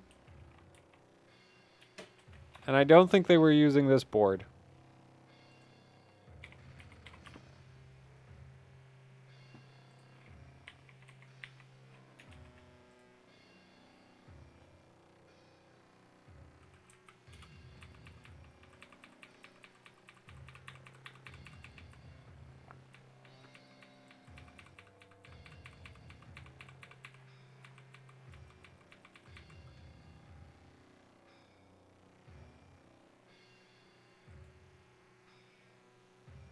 Yeah, it was 2770. So it was like a smidge over 5.5 gigahertz. And they were on an MSI motherboard. So, like, not at all comparable to this.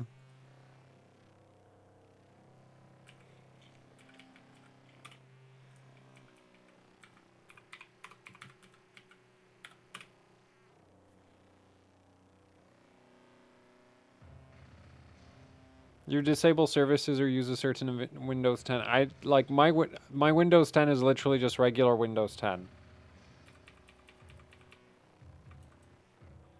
Yeah, MSI, like, MSI makes motherboards for memory frequency.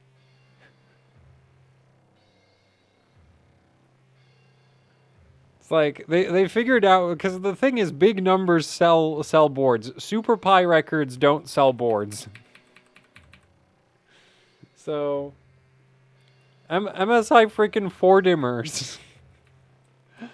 Outclock, like, well, I think part of it might be that nobody else tried.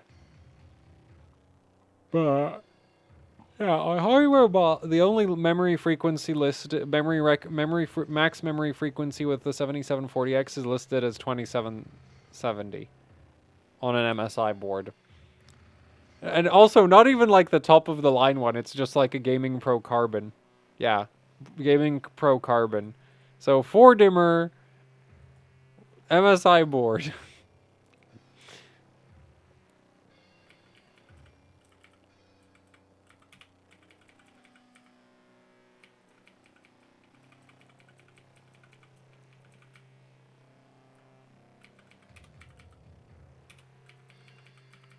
Okay, like maybe like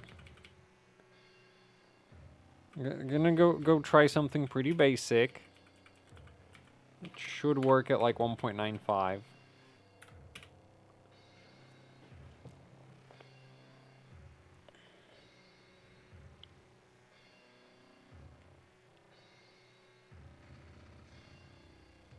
No, it's the old 4-dim MS. No, old 8-dim.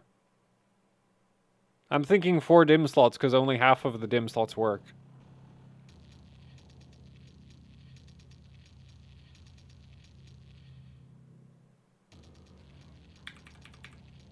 Man, this is so incredibly unproductive.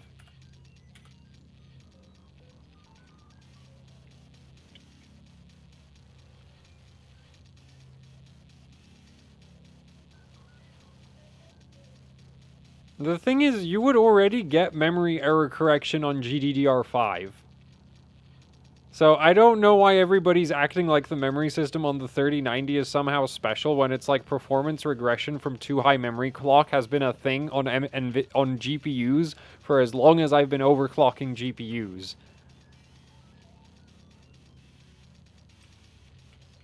Like, it wasn't super common, but it was a thing.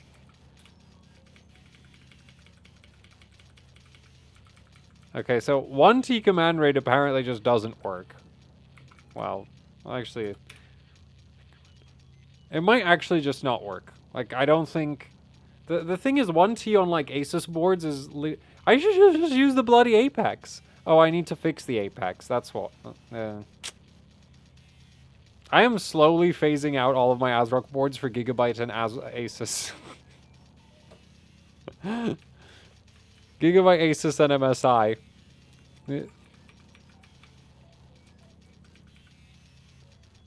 Like, yeah, it just doesn't do 1T.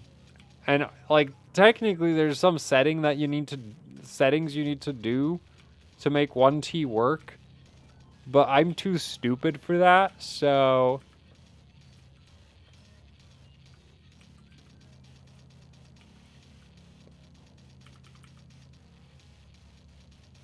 Default is 20. Man! Command drive strength. What? Are you kidding me? It goes from 1 to like what? To 256. That is not okay. That is not okay at all. You can't have 256 different options for one setting. I don't know, let's try 60. I don't think that's ohms. I think that's like... I don't know what it is. There's not a unit next to it. Man, if randomly punching in 60 makes that work, I'm gonna be...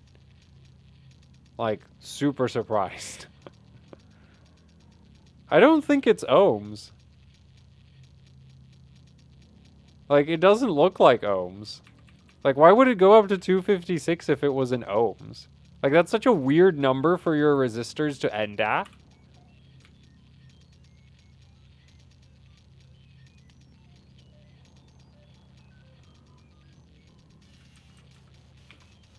Oh, and the best part is like I don't even know if like I don't know if it's raising the impedance or lowering the impedance. It's just kind of like 20's the default value.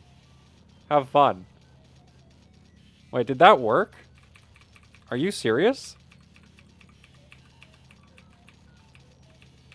Did I just... What? Really? You just put 10? Does this make it into Windows?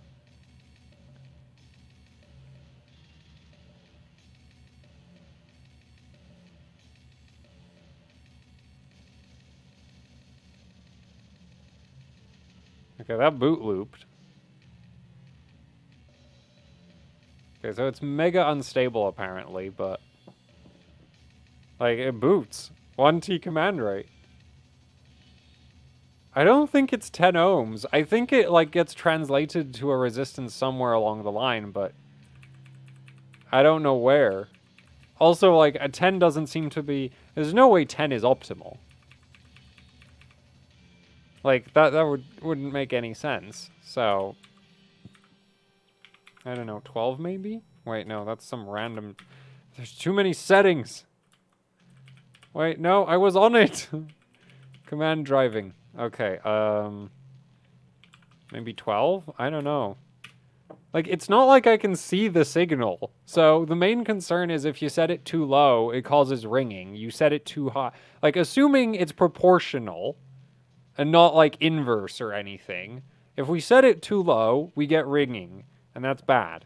If we set it too high, the signal doesn't, like, rise and fall fast enough, so it won't work. But I don't have I can't see that. So it's just like, well, hopefully this does something.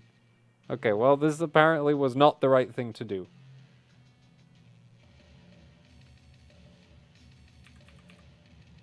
Actually, wait, I'm gonna try let it go. Okay, no, it's just gonna... It's an error message. Yeah, I know default is 20. It says that.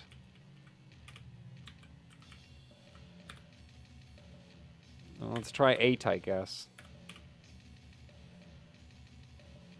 Yeah, it's just 20. Okay, so 8 seems to work better.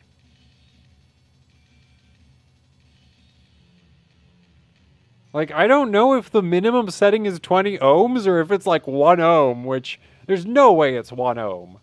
There's no way. If it was 1 ohm with like at memory voltage, that would be like insane. Oh, and then it boot looped. Man, the capture card is really pissing me off as well.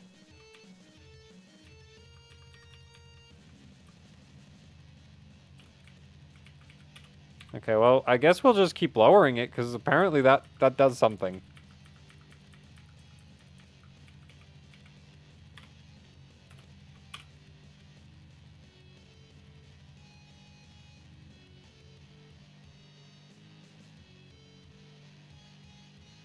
Like, there's no way, like, 1 can't be 1 ohm. Yeah, no. Like, that's completely stupid.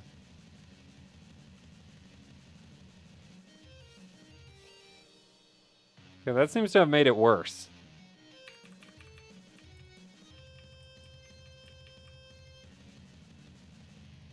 Yeah, that made it worse. Command driving, so let's try 9.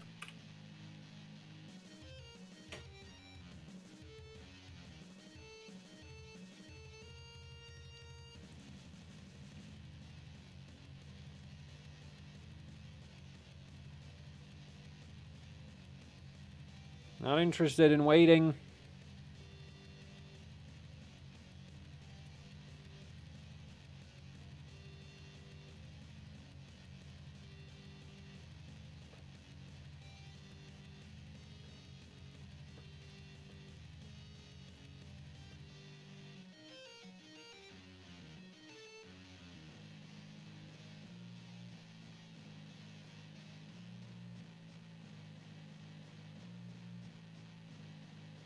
I wonder if this would work on other motherboards.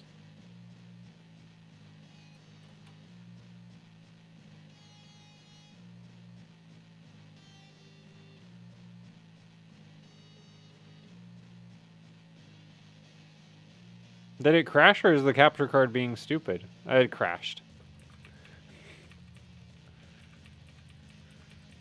Ugh.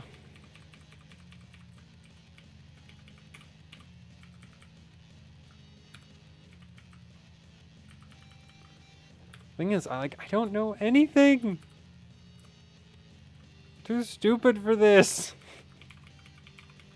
Who let me to the computer? Okay, where is it? No. Up. There we go. I'm gonna go back down to 8. I'm pretty happy with that.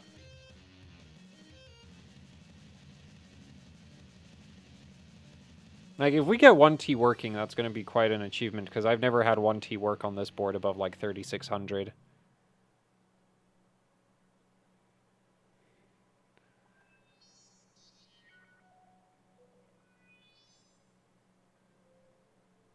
Wait, is it upset again? Please don't tell me the drive strength has to be matched with the freaking cast latency.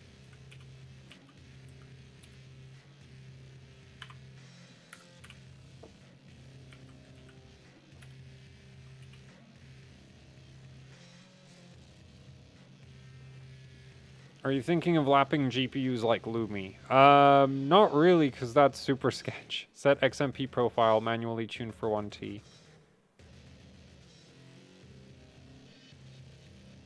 I guess I could try that.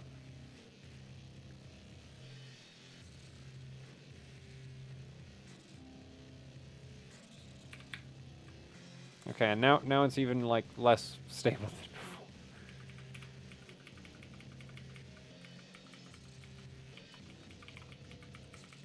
Ratio is this on? I don't even know.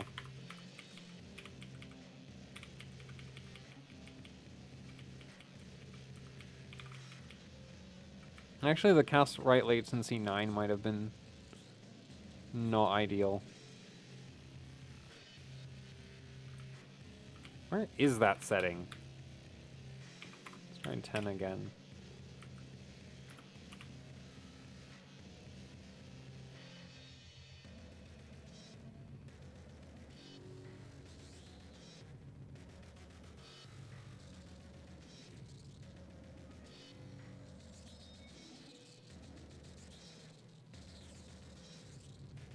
Okay, now that seems to have made it worse.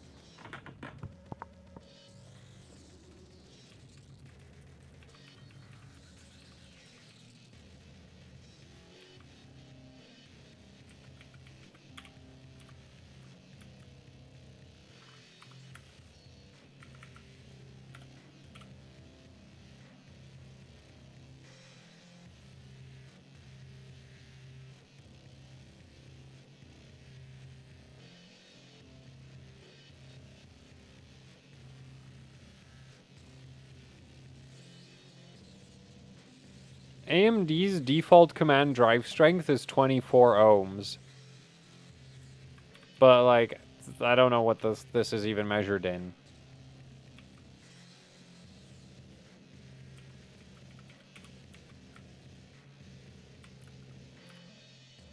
Oops.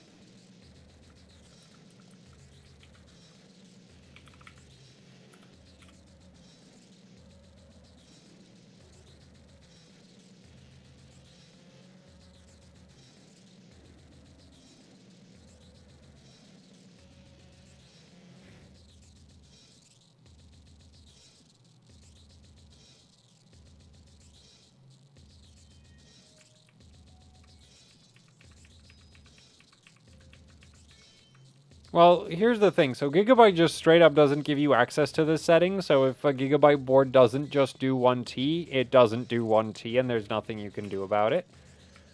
And then Asus boards don't expose... I don't believe they expose this setting either. They just do it for you. So, yeah.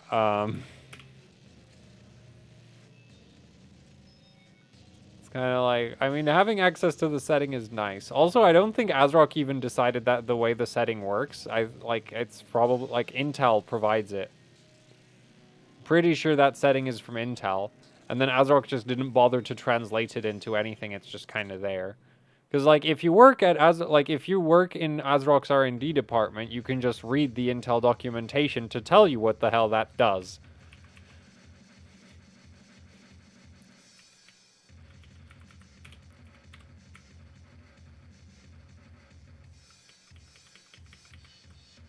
So, why did it work at 10 when I was at 12:12?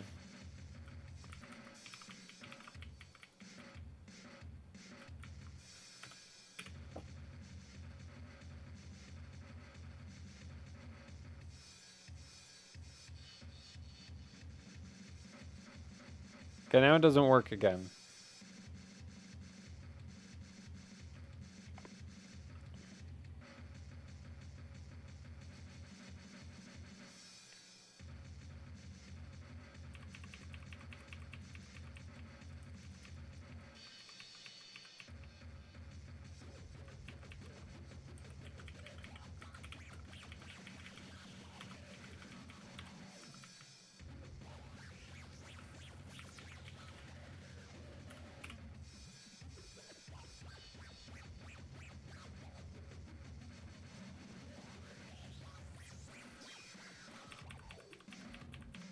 Okay, so 3866 with 1212 1T works. Wait, is that even necessary then? Maybe the board just does 1T at 3666.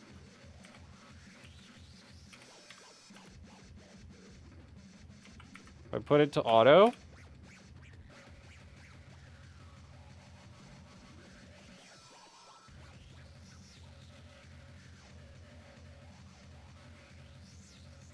Okay, no, the board just kind of does 1T at 3866 apparently. Though, actually, like, if you punch in auto, then it's probably just changing the setting anyway, so... It might actually be at 10 right now. Wait. Up. Nope. Okay, wait. And up. There we go. Because if I punch in 20, does it still boot?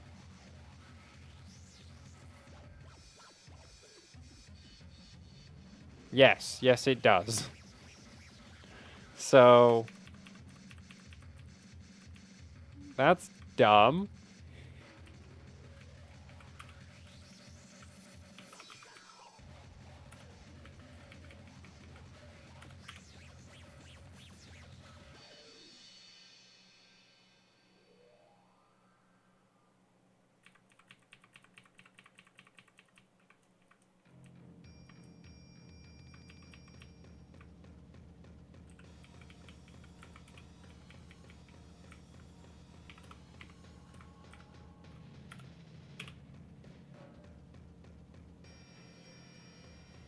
Yeah, I'll try the XMP thing eventually.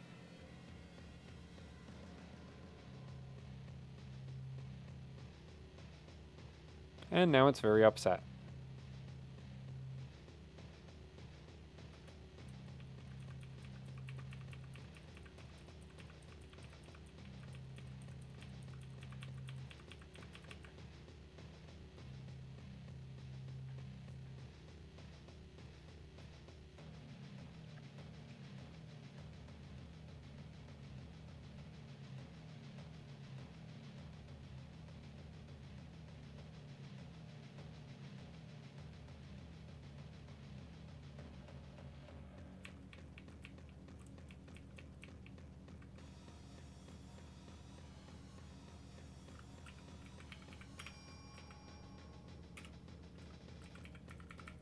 Actually, wait a minute. We have a bunch of presets.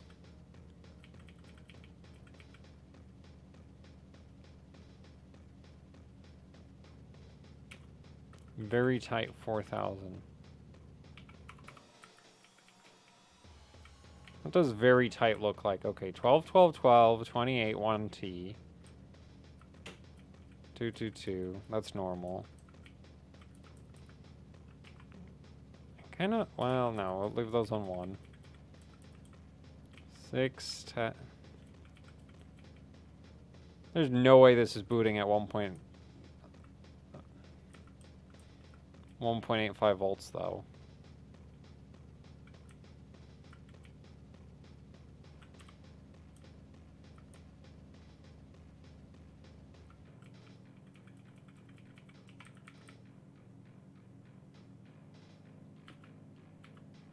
Actually, wait, maybe with these sticks it might. Oh, whoa, that's a really low VTT.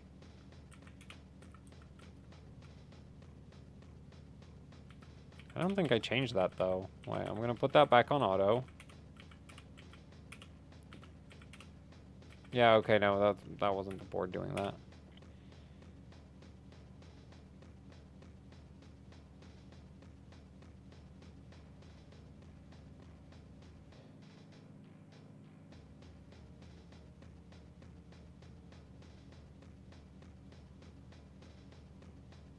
I really don't expect this to work.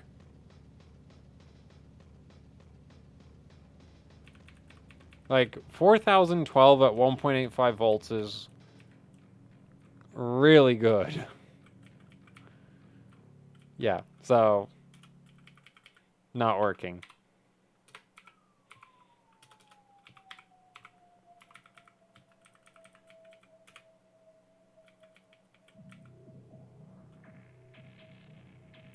Oh wait, there's interesting.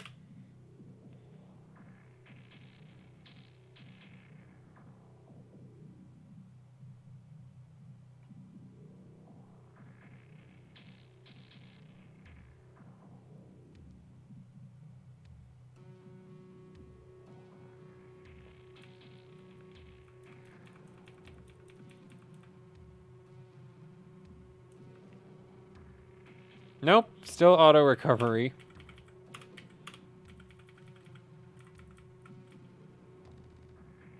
Well, the XMP profile didn't do anything, so that's nice.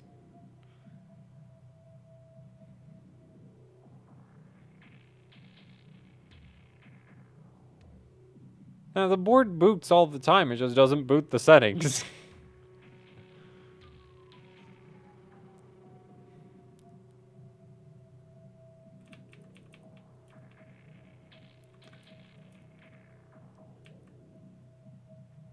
Yep, still doesn't boot the settings. Then again, 4012, I think these sticks need like over 2 volts for that.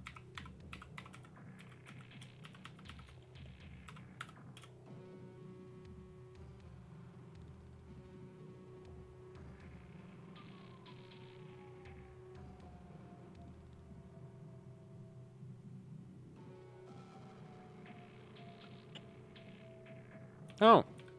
Well, I think I got it. Yeah, I got it. Yeah, it just needs hella voltage.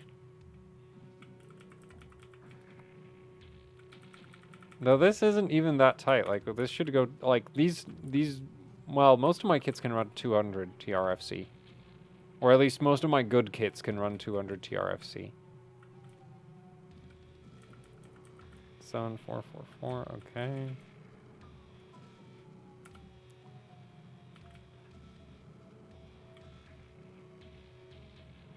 Oh man, that is not okay.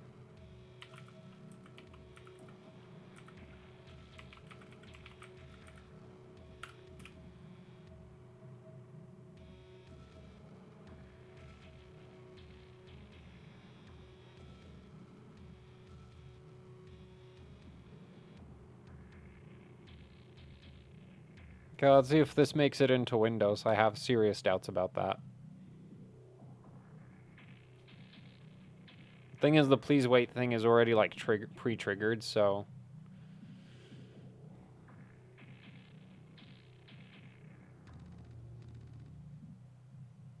Okay, so it is unstable, but nothing more voltage can't fix.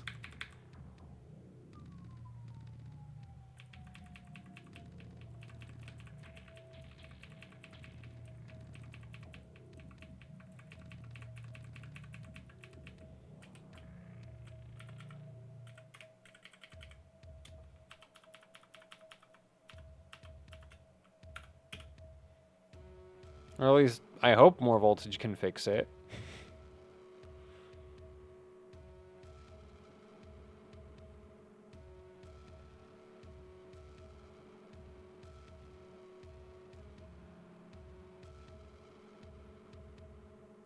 No. So now it's really pissed off again. Don't tell me these sticks roll over at 2.05. It sure looks like they do. Man, that's some really terrible voltage tolerance. Unless these are like VTT relationshiped. In which case maybe we need 0.98.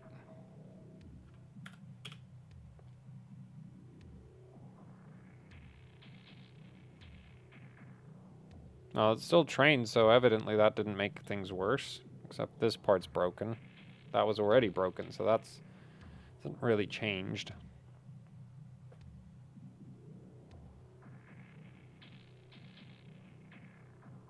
Okay, no, that seems to have definitely made even the training process worse.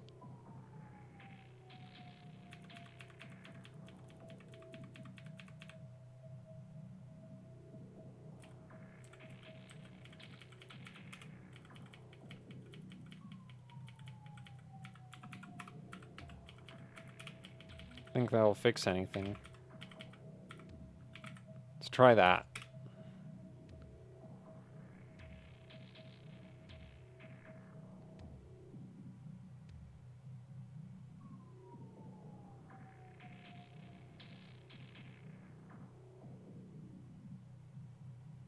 Okay, now it's extremely upset.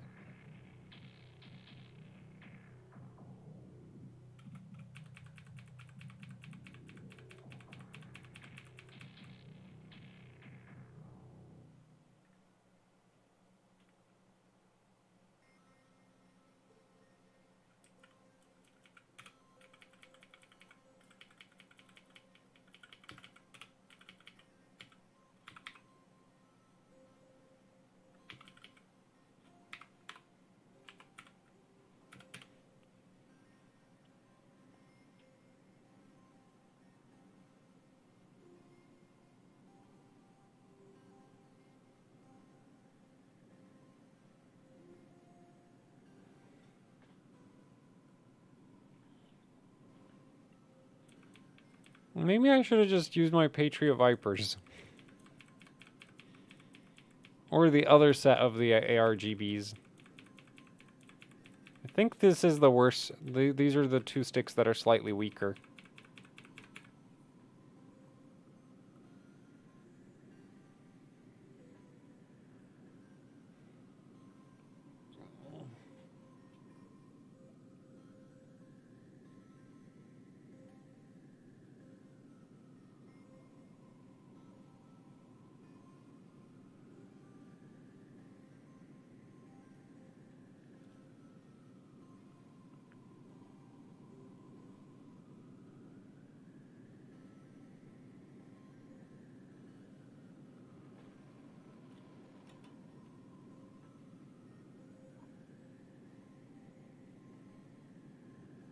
See, Windows is fine. The overclock isn't.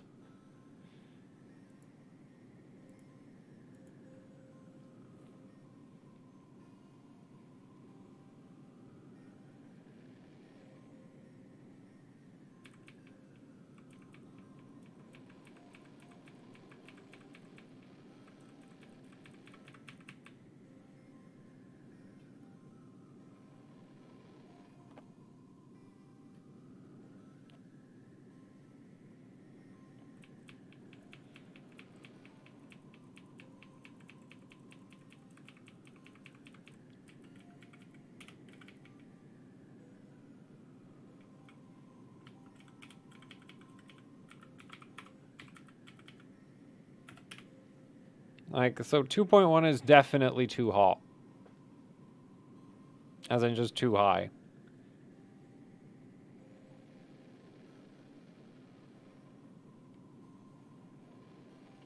No.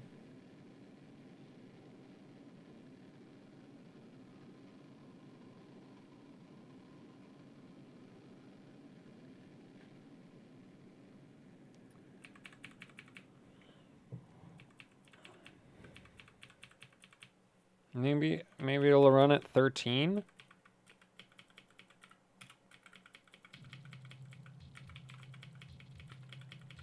Oh, and...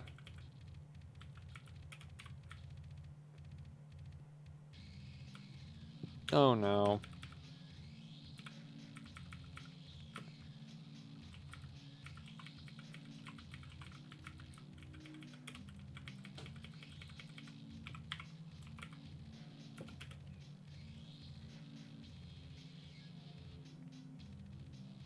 I'm already on max mem.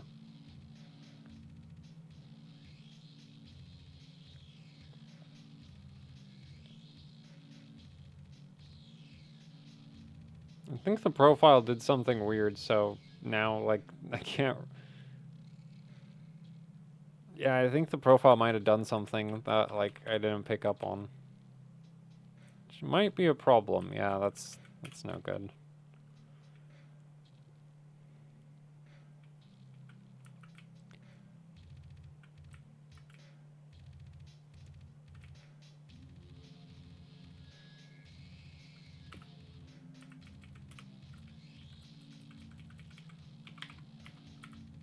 Strong 1.4.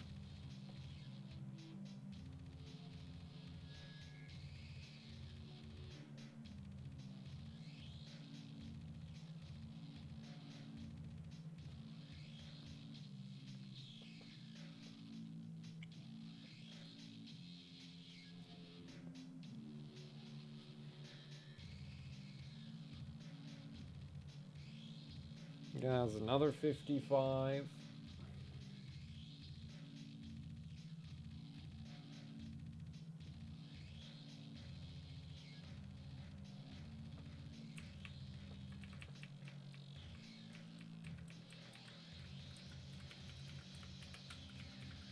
Nah, this is just like the KB like Ramosy experience as far as I'm concerned. Because my Z270 Apex was the same thing. You would just sit there with settings that would boot, but not make it into Windows for like hours and hours and hours.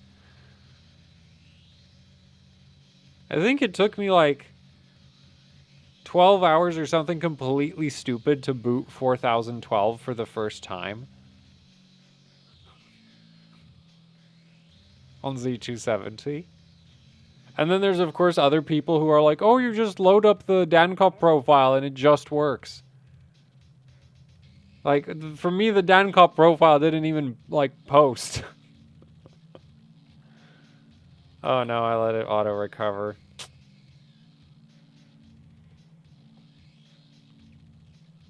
Wait, what? Why isn't the capture card being stupid for once?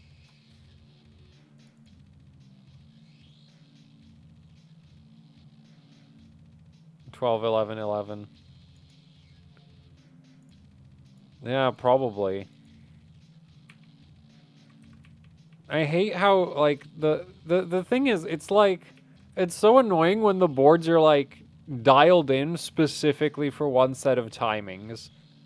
Like, they don't have good general auto rules. It's just like, yeah, 12, 12, 12, and 12, 11, 11 works, and everything else doesn't. Like, the Z390 Dark is a great example of that. Like, 12, 11, 11 works awesome. 13, 12 doesn't work at all. Like, at all. And it's just like, are you... what?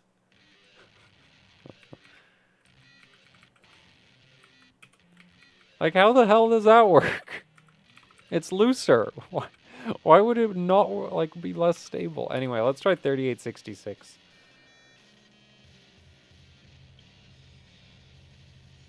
Now, auto rules are like how Asus boards do 1T command rate. Also why they sit on the 4F code for a while, but... That's like the only reason Asus boards do 1T command rate, like, easily, is because Asus just kind of went out of their way to optimize for 1T command rate somehow. And so 1T just works. And then everybody else is just like, we support 1T with like one set of timings and anything else, and it's not going to train.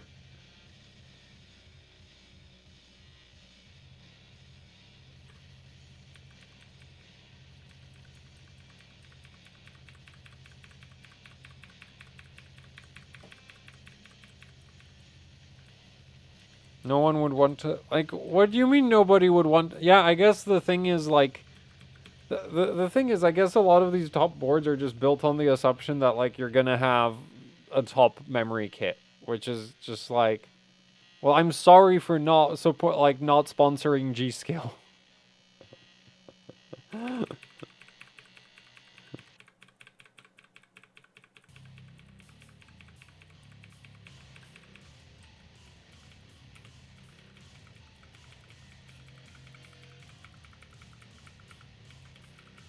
Well, the thing is, this still doesn't work.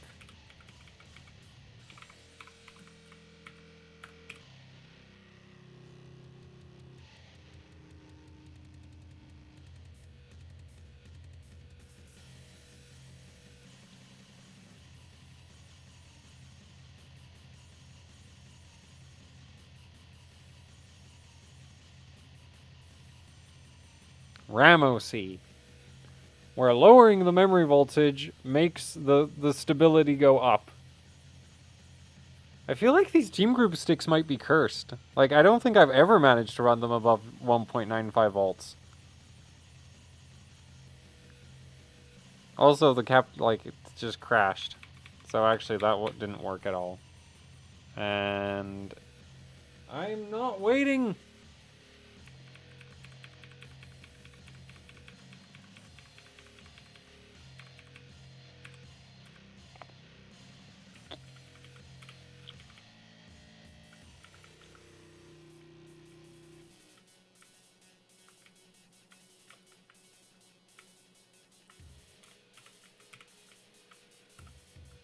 Okay, what's with the... Oh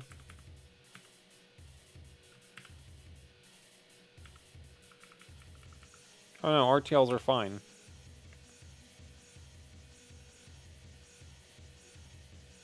I don't have a fan over them, but they're not warm.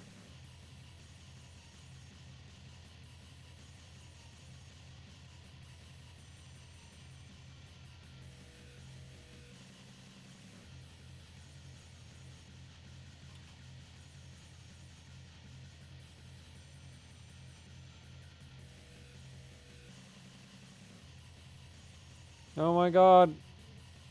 We're in Windows. There's just one problem. 3866 is freaking pathetic. A 12 like that is just bad.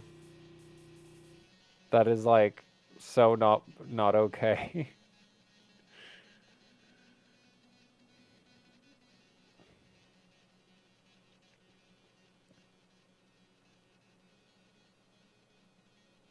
I wonder how it's gonna score. I'm not entirely sure. Like, it is pretty tight. Which is also why it took so long to get it into Windows.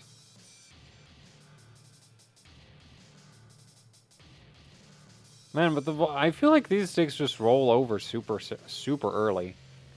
Maybe my Vipers are actually better. The funny thing is, at low voltage, these team group sticks are, like, amazing.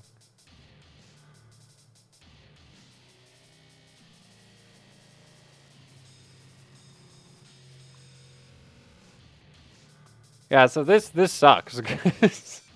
Because my, like, sloppy, loose 4300 and 4400-ish settings were spitting out 8,300.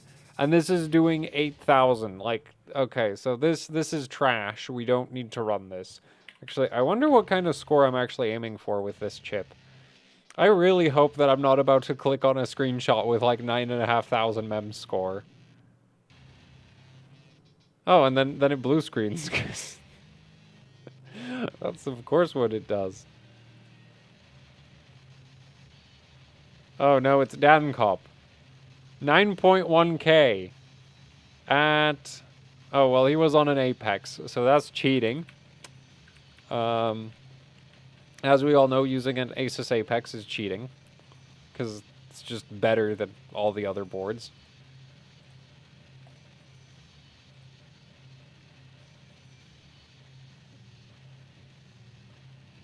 Wait, where's Chrome?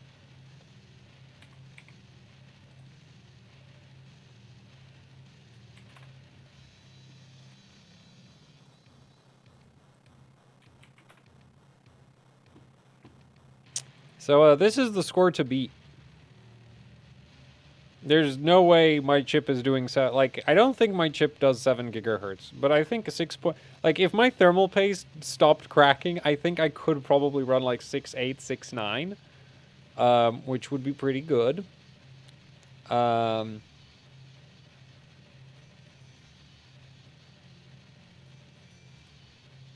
I'm just gonna pull up the list.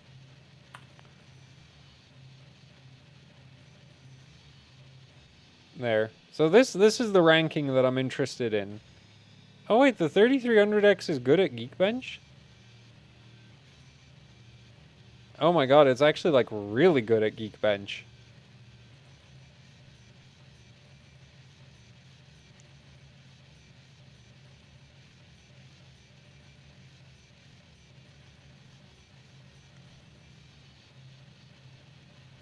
Now that's concerning. I did not realize the 3300X was that competitive. Top 50. Yeah, I didn't even make it into the top 50 with my score. Admittedly, it's a really old score, but like, yeah, it was a bad score. Where is it? Oh man. No, it's not down here. Oh, I know why I'm having such a hard time finding it. It's because I'm not logged in. Oh, there it is, yeah. So 87. That was at 6.6. Yeah, so this chip right here definitely goes over 6.6. Because it did 6.6 on, like, terrible thermal paste and... Like, it was literally one of the few runs I got in was at 6.6. And then the thermal paste failed. So this chip can definitely go higher than that 7700K. So, sort of looking at this ranking, like, honestly, a 3300X wouldn't be too bad either.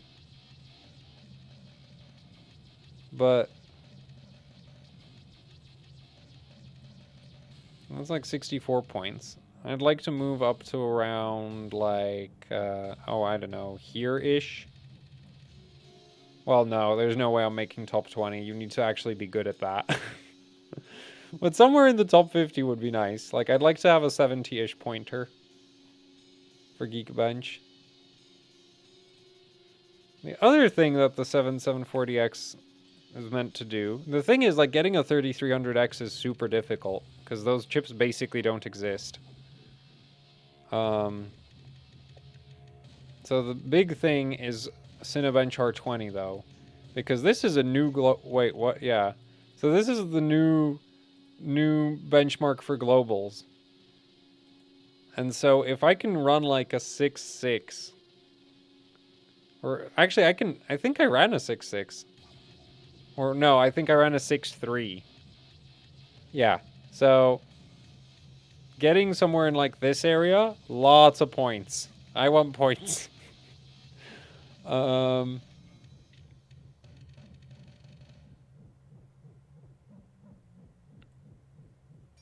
Oh, whoa, the 7740X is apparently better for R20 than the 3300X. Or somebody, like, I guess maybe the other one was clocked way higher. Oh, 5.7. Okay, so we've just not seen the top 3300Xs yet. But anyway, so like 7740X is still competitive for that, so that's what I want to run. R20, Geek Multicore. Oh man. And there's Y-Cruncher Pi 1 billion. Actually, I have a 4820K. And this is like a crazy memory-bound abomination. No, DDR4 is probably... I should test that, though. I should test that.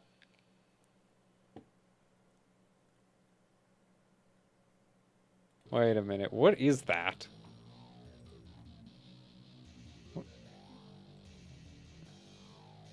Oh, that's some Cascade Lake thing.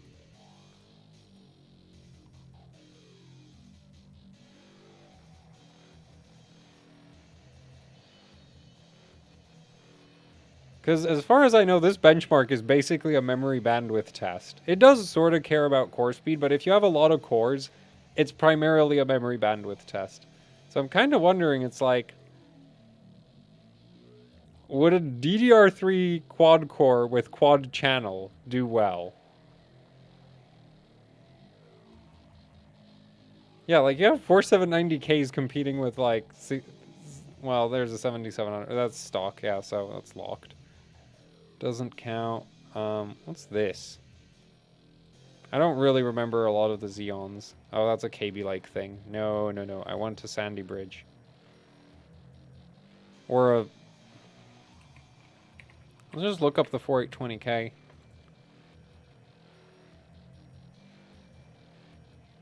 Oh, nobody ran Y-Cruncher on that. Okay, I need to do that. I need to do that, because, like, that's a quad-channel CPU, so... It might do really well, or it'll do terribly. Like, it'll either do really well because it's quad channel, or it'll do terribly because it's really old. One of the two.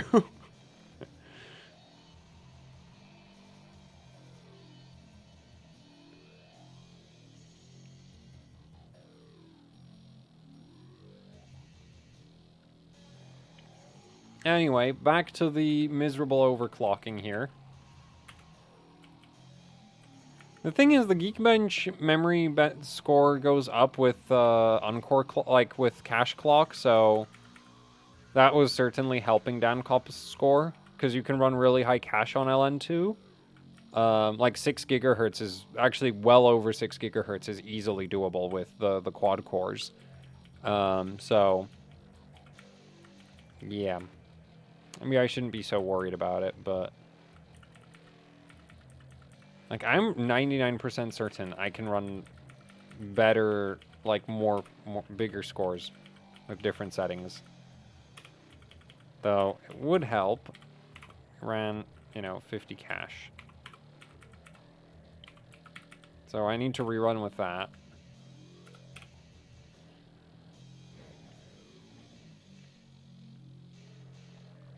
I wonder if there's some quad channel quad core from Intel that's on DDR4. Wait a minute, 4750G. It can do 5 gigahertz on BDI. That might be... I need to... Dude, I need to test that. It's a good thing I was planning to use the 4750G for something else already anyway. So now I, like... Yeah. So, once I set up the Unify, I am so totally, like, testing that out. Because that's like... Because if it literally just cares about memory bandwidth, then... The 4750G should be a very, very capable CPU for that.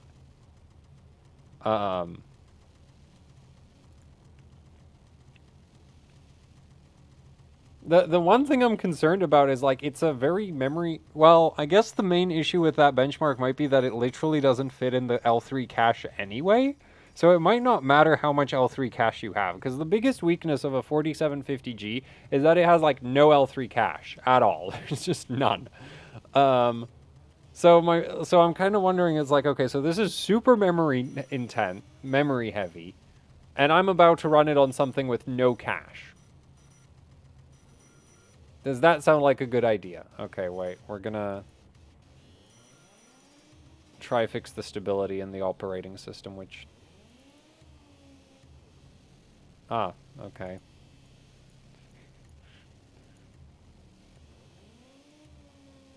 So, I'm gonna raise I/O, and I'm gonna raise core a little bit.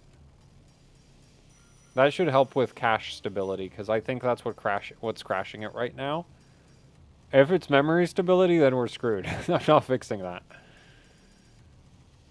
Right, 47. Oh, shit, right. Oh, so I need a 4350G. Damn it.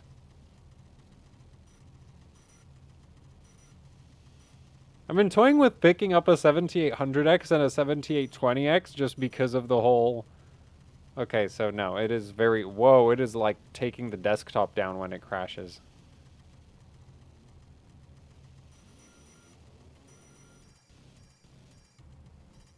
And then the whole thing went down. Dims are cold. Okay, so I guess I need to get a 4350G.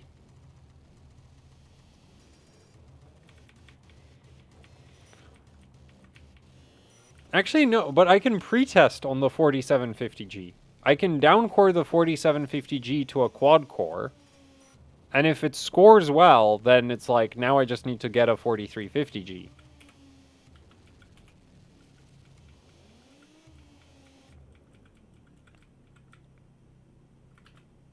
Okay, so what I'm thinking is like, so this isn't performing super well. And it's also super unstable, so I'm not a big fan of that.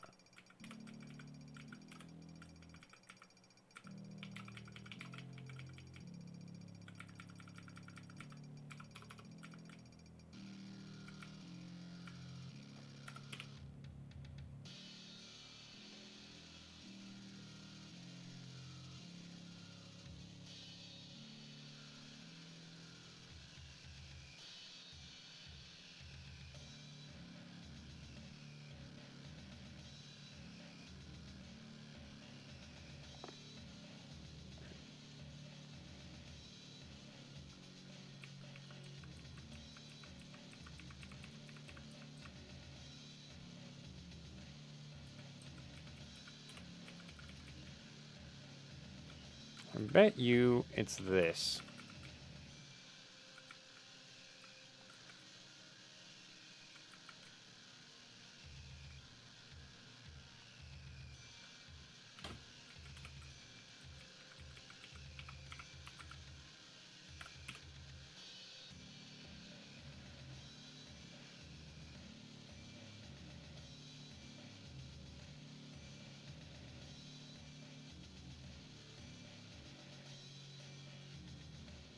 Man, I had like 4314 working like at the start of the stream, and now I was just like, nope.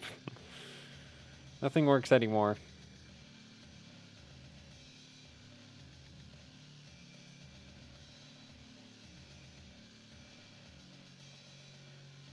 What time is it? Oh, it's 3 a.m. Oh, oops. Wrong button.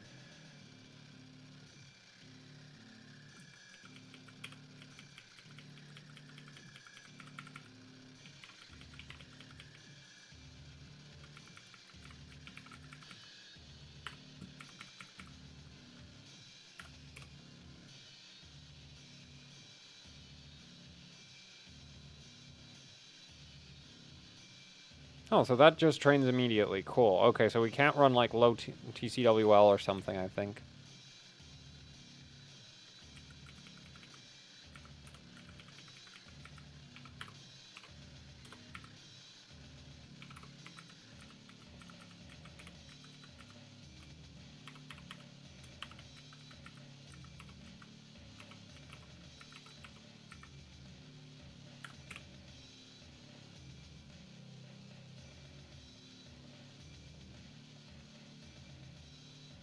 Thanks for the Well, thanks for the $5. I actually wonder how many people I've inspired into getting into like competitive overclocking. There's definitely a few people that like that I know for sure got into it because of like this, because of me. But yeah, I wonder how common that is.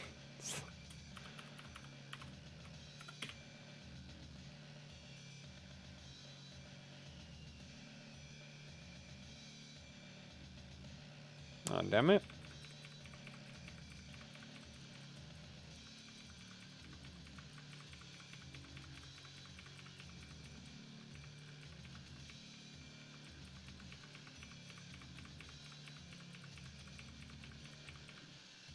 You can actually bench 5 gigahertz in like benchmarks or like 5 gigahertz screenshot.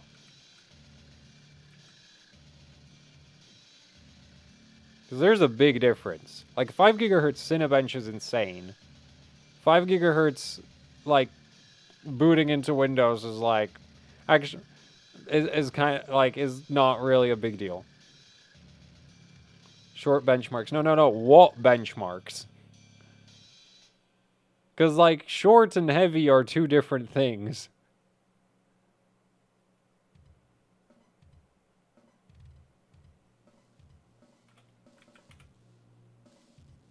Once in a R20 or R15?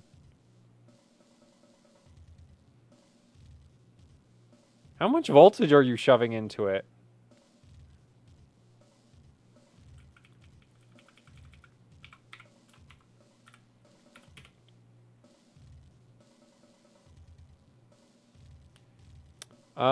Are there any hardware bot tests to get points that are okay with mid-range CPU, GPU for any aspiring OC normie?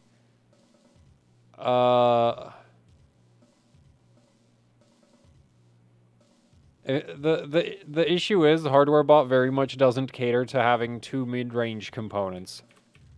Like, it just straight up, if you have two mid-range components, you're just kind of screwed. Because, like, every competitive overclocker's favorite pastime is to take a mid-range GPU and run it on HEDT. Or some other, like, ridiculous Intel, like, a ridiculous high-end platform and go like, yep, points. So many points.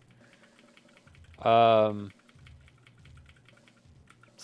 yeah, you're kind of screwed.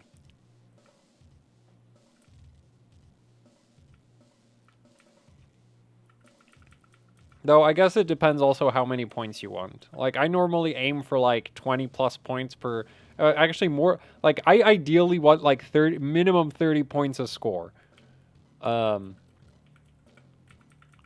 so, yeah, my expectations might be a bit high. No, hardware golds is how you run into you run into 12. Right? Especially if you're doing GPUs, it's like... If you think you found some obscure mid-range GPU where you can get a gold, there's a decent chance 12 ran it on his phase change, and you aren't getting gold.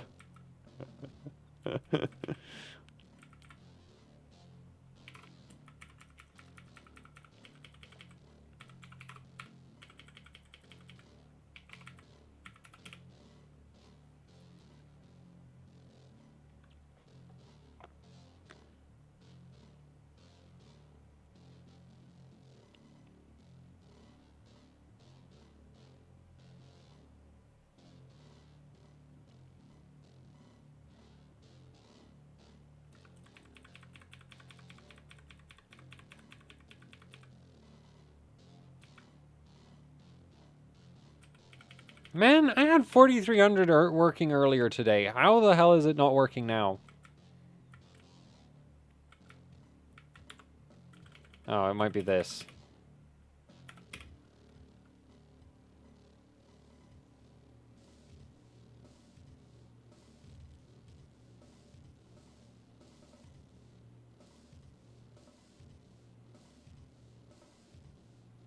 Oh, yeah, that was it.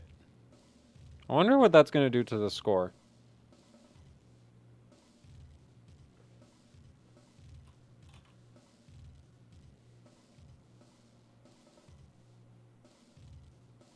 You joined really late. It's probably going to end soon.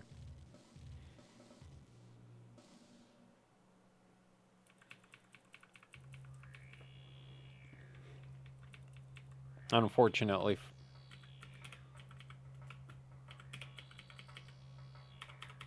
Okay, so this stick really doesn't like going above 1.95 volts, apparently, which...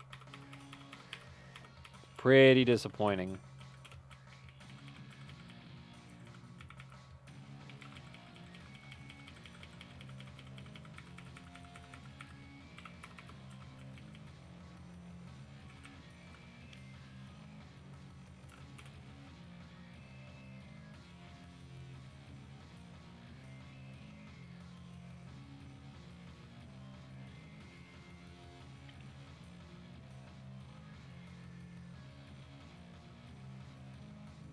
I'm at the end of my patience. That's where I'm at.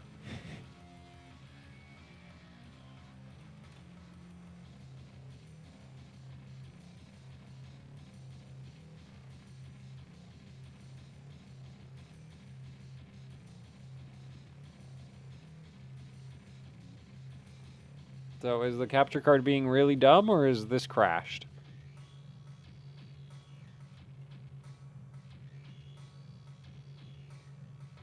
think has crashed.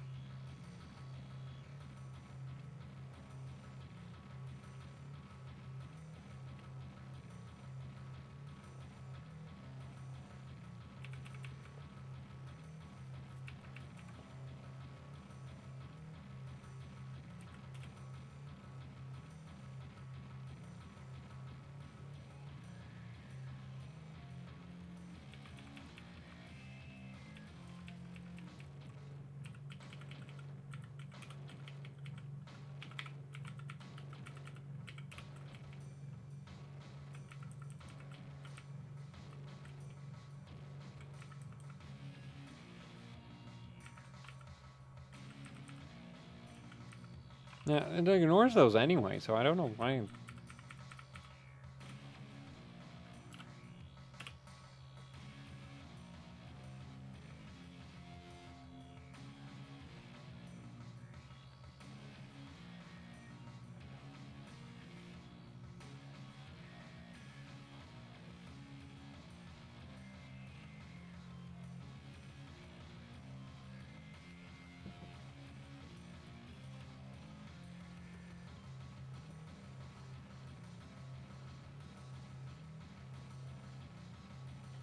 Yeah, I crashed. Oh wait, no, the capture card's just being stupid. Yay! So this doesn't look as washed out as I think it should be, so I think it might have crashed and it's like stuck on the loading screen.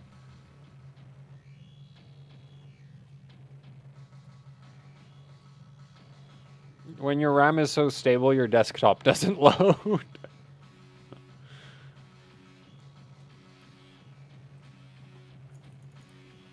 Yep, this is peak memory overclocking experience right there.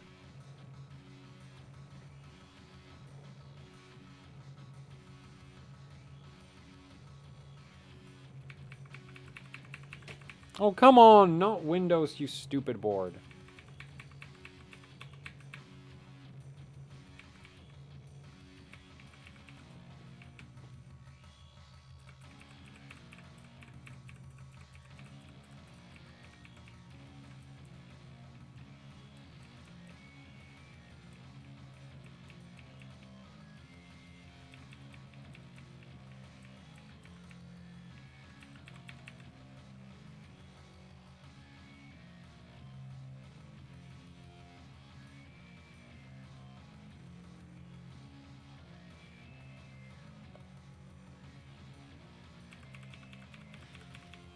Like, at least the board is kind of easy to recover with, even though I am not having a good time at all. Actually, I think the weird instability on the desktop might have been the super low TRFC.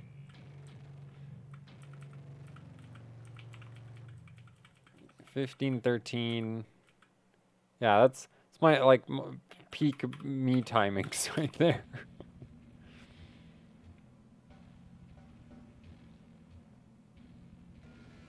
Nah, the best one is when your BIOS goes Chinese because of instability.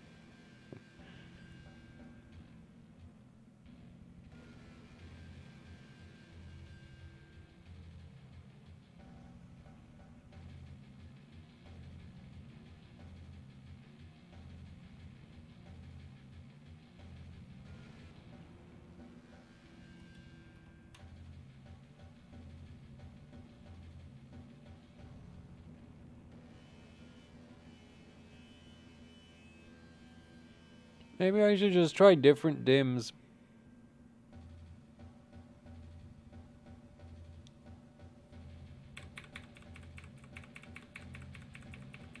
I've had the 200. Yeah, I've had the 200 the whole time, and then I put it back on again. Because, like, evidently I'm not getting what I want, so... I'm gonna try super low TRFC.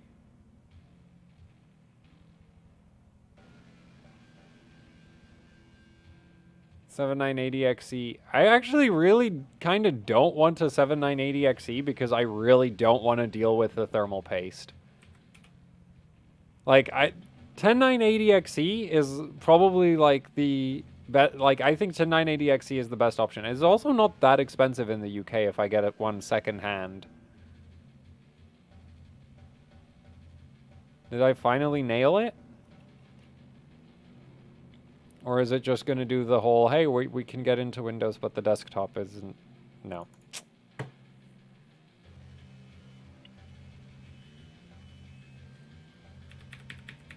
Yeah, I figured the 200 TRFC is on from the 4400 Vipers. I'm kind of hoping that these DIMMs can do it too, but apparently it might be a bit of an issue. Oh, doesn't make a difference.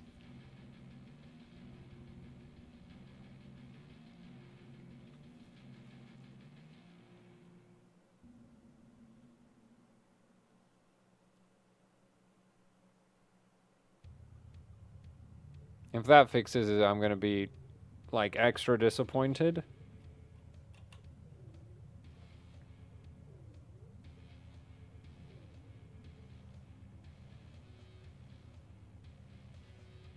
Okay, now it just crashed again.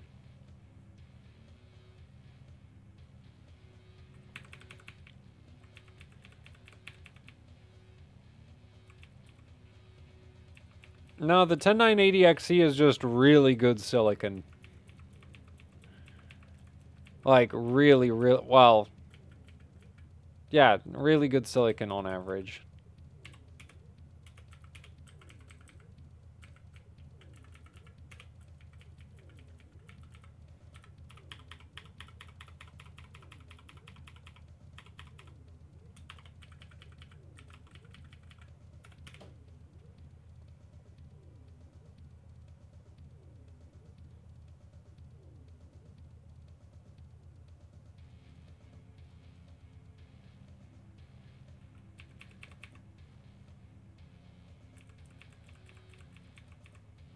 I've never run Geekbench 5, so I don't know. Do you lap CPUs? Yes.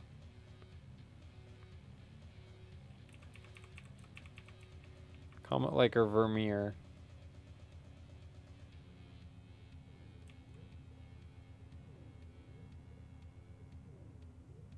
I'd say Vermeer.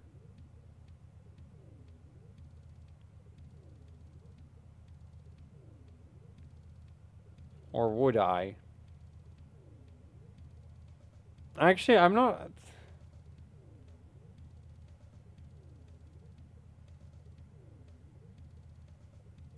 No, I still think Ryzen ultimately has the...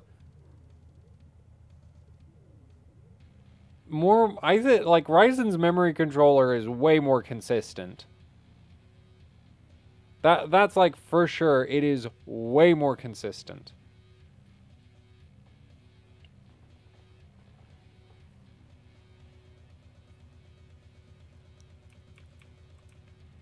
Whereas, like, Intel chips, because they're monolithic, the memory controllers are just all over the place in terms of quality.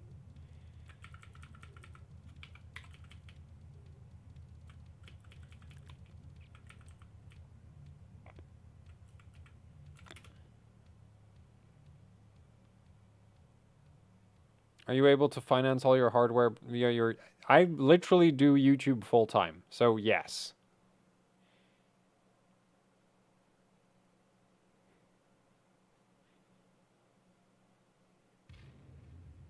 I don't really go for, like, a specific amount of shit, like, like, how much height I take off. I just go until the IHS, like, until you can't see obvious unevenness in the surface. So if you're lapping a CPU, basically, like, you can stop as soon as you can see that the sandpaper is polishing all of the surface.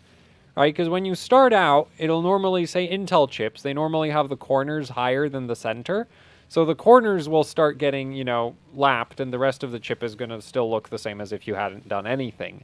And then once you get to the point where all of the chip is obvious, like, I mean, all of the IHS is being sanded away, like, at that point you can stop because it's flat. Because if it wasn't flat, then it wouldn't all be making contact with the sandpaper. Or lapping film, or whatever it is that you're using.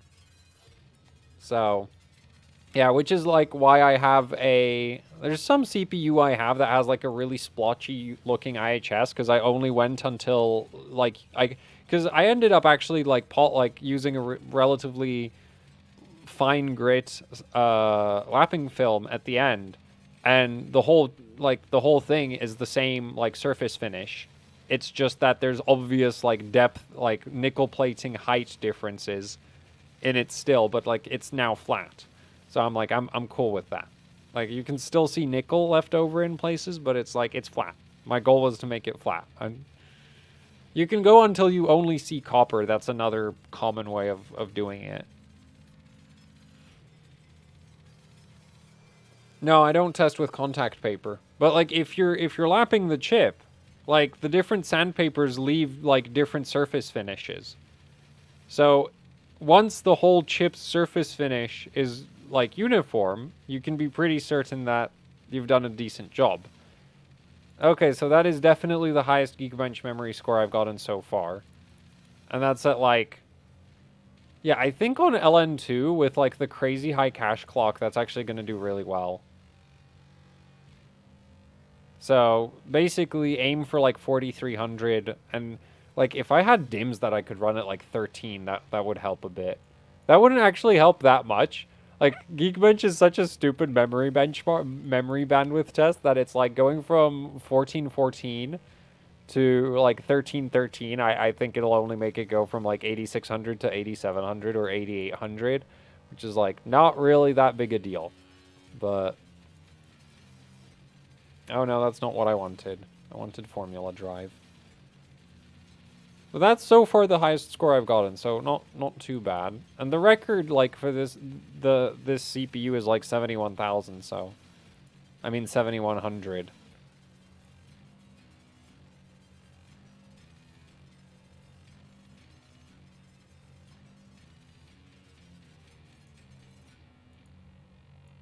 I want to see how much the cache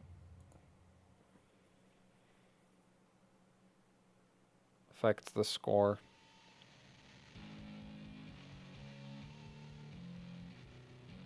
I think it's unstable. Oh well, as long as we get to the memory test, I don't really care if the other tests run weird.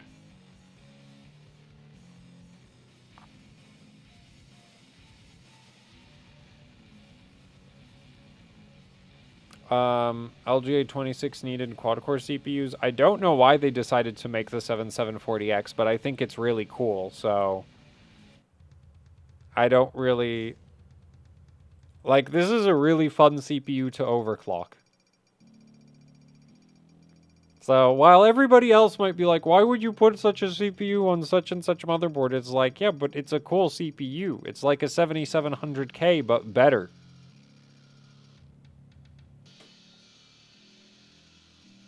Which, if you're into competitive overclocking, is kind of a big deal, because, like, that makes it a really good quad-core.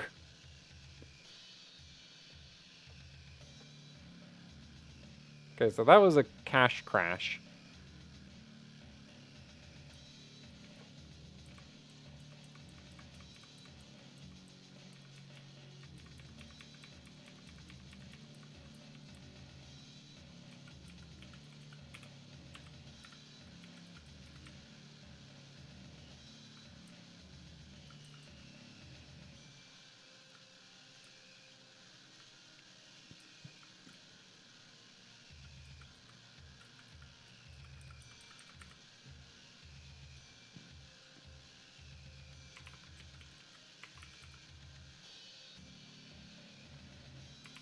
I wonder if that'll work. Kind of doubt it, but...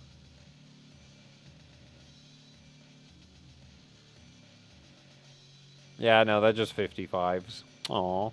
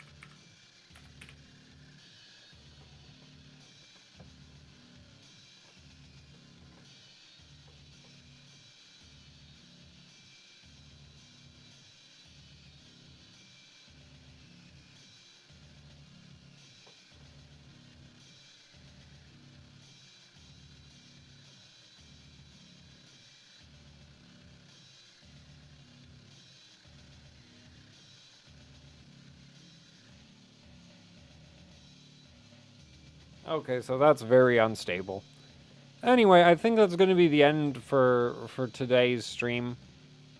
So, yeah, thanks for watching. Like, share, subscribe, I guess, and goodbye. It's enough of an outro, I think, isn't it? Not like that anybody's going to be able to watch this afterwards.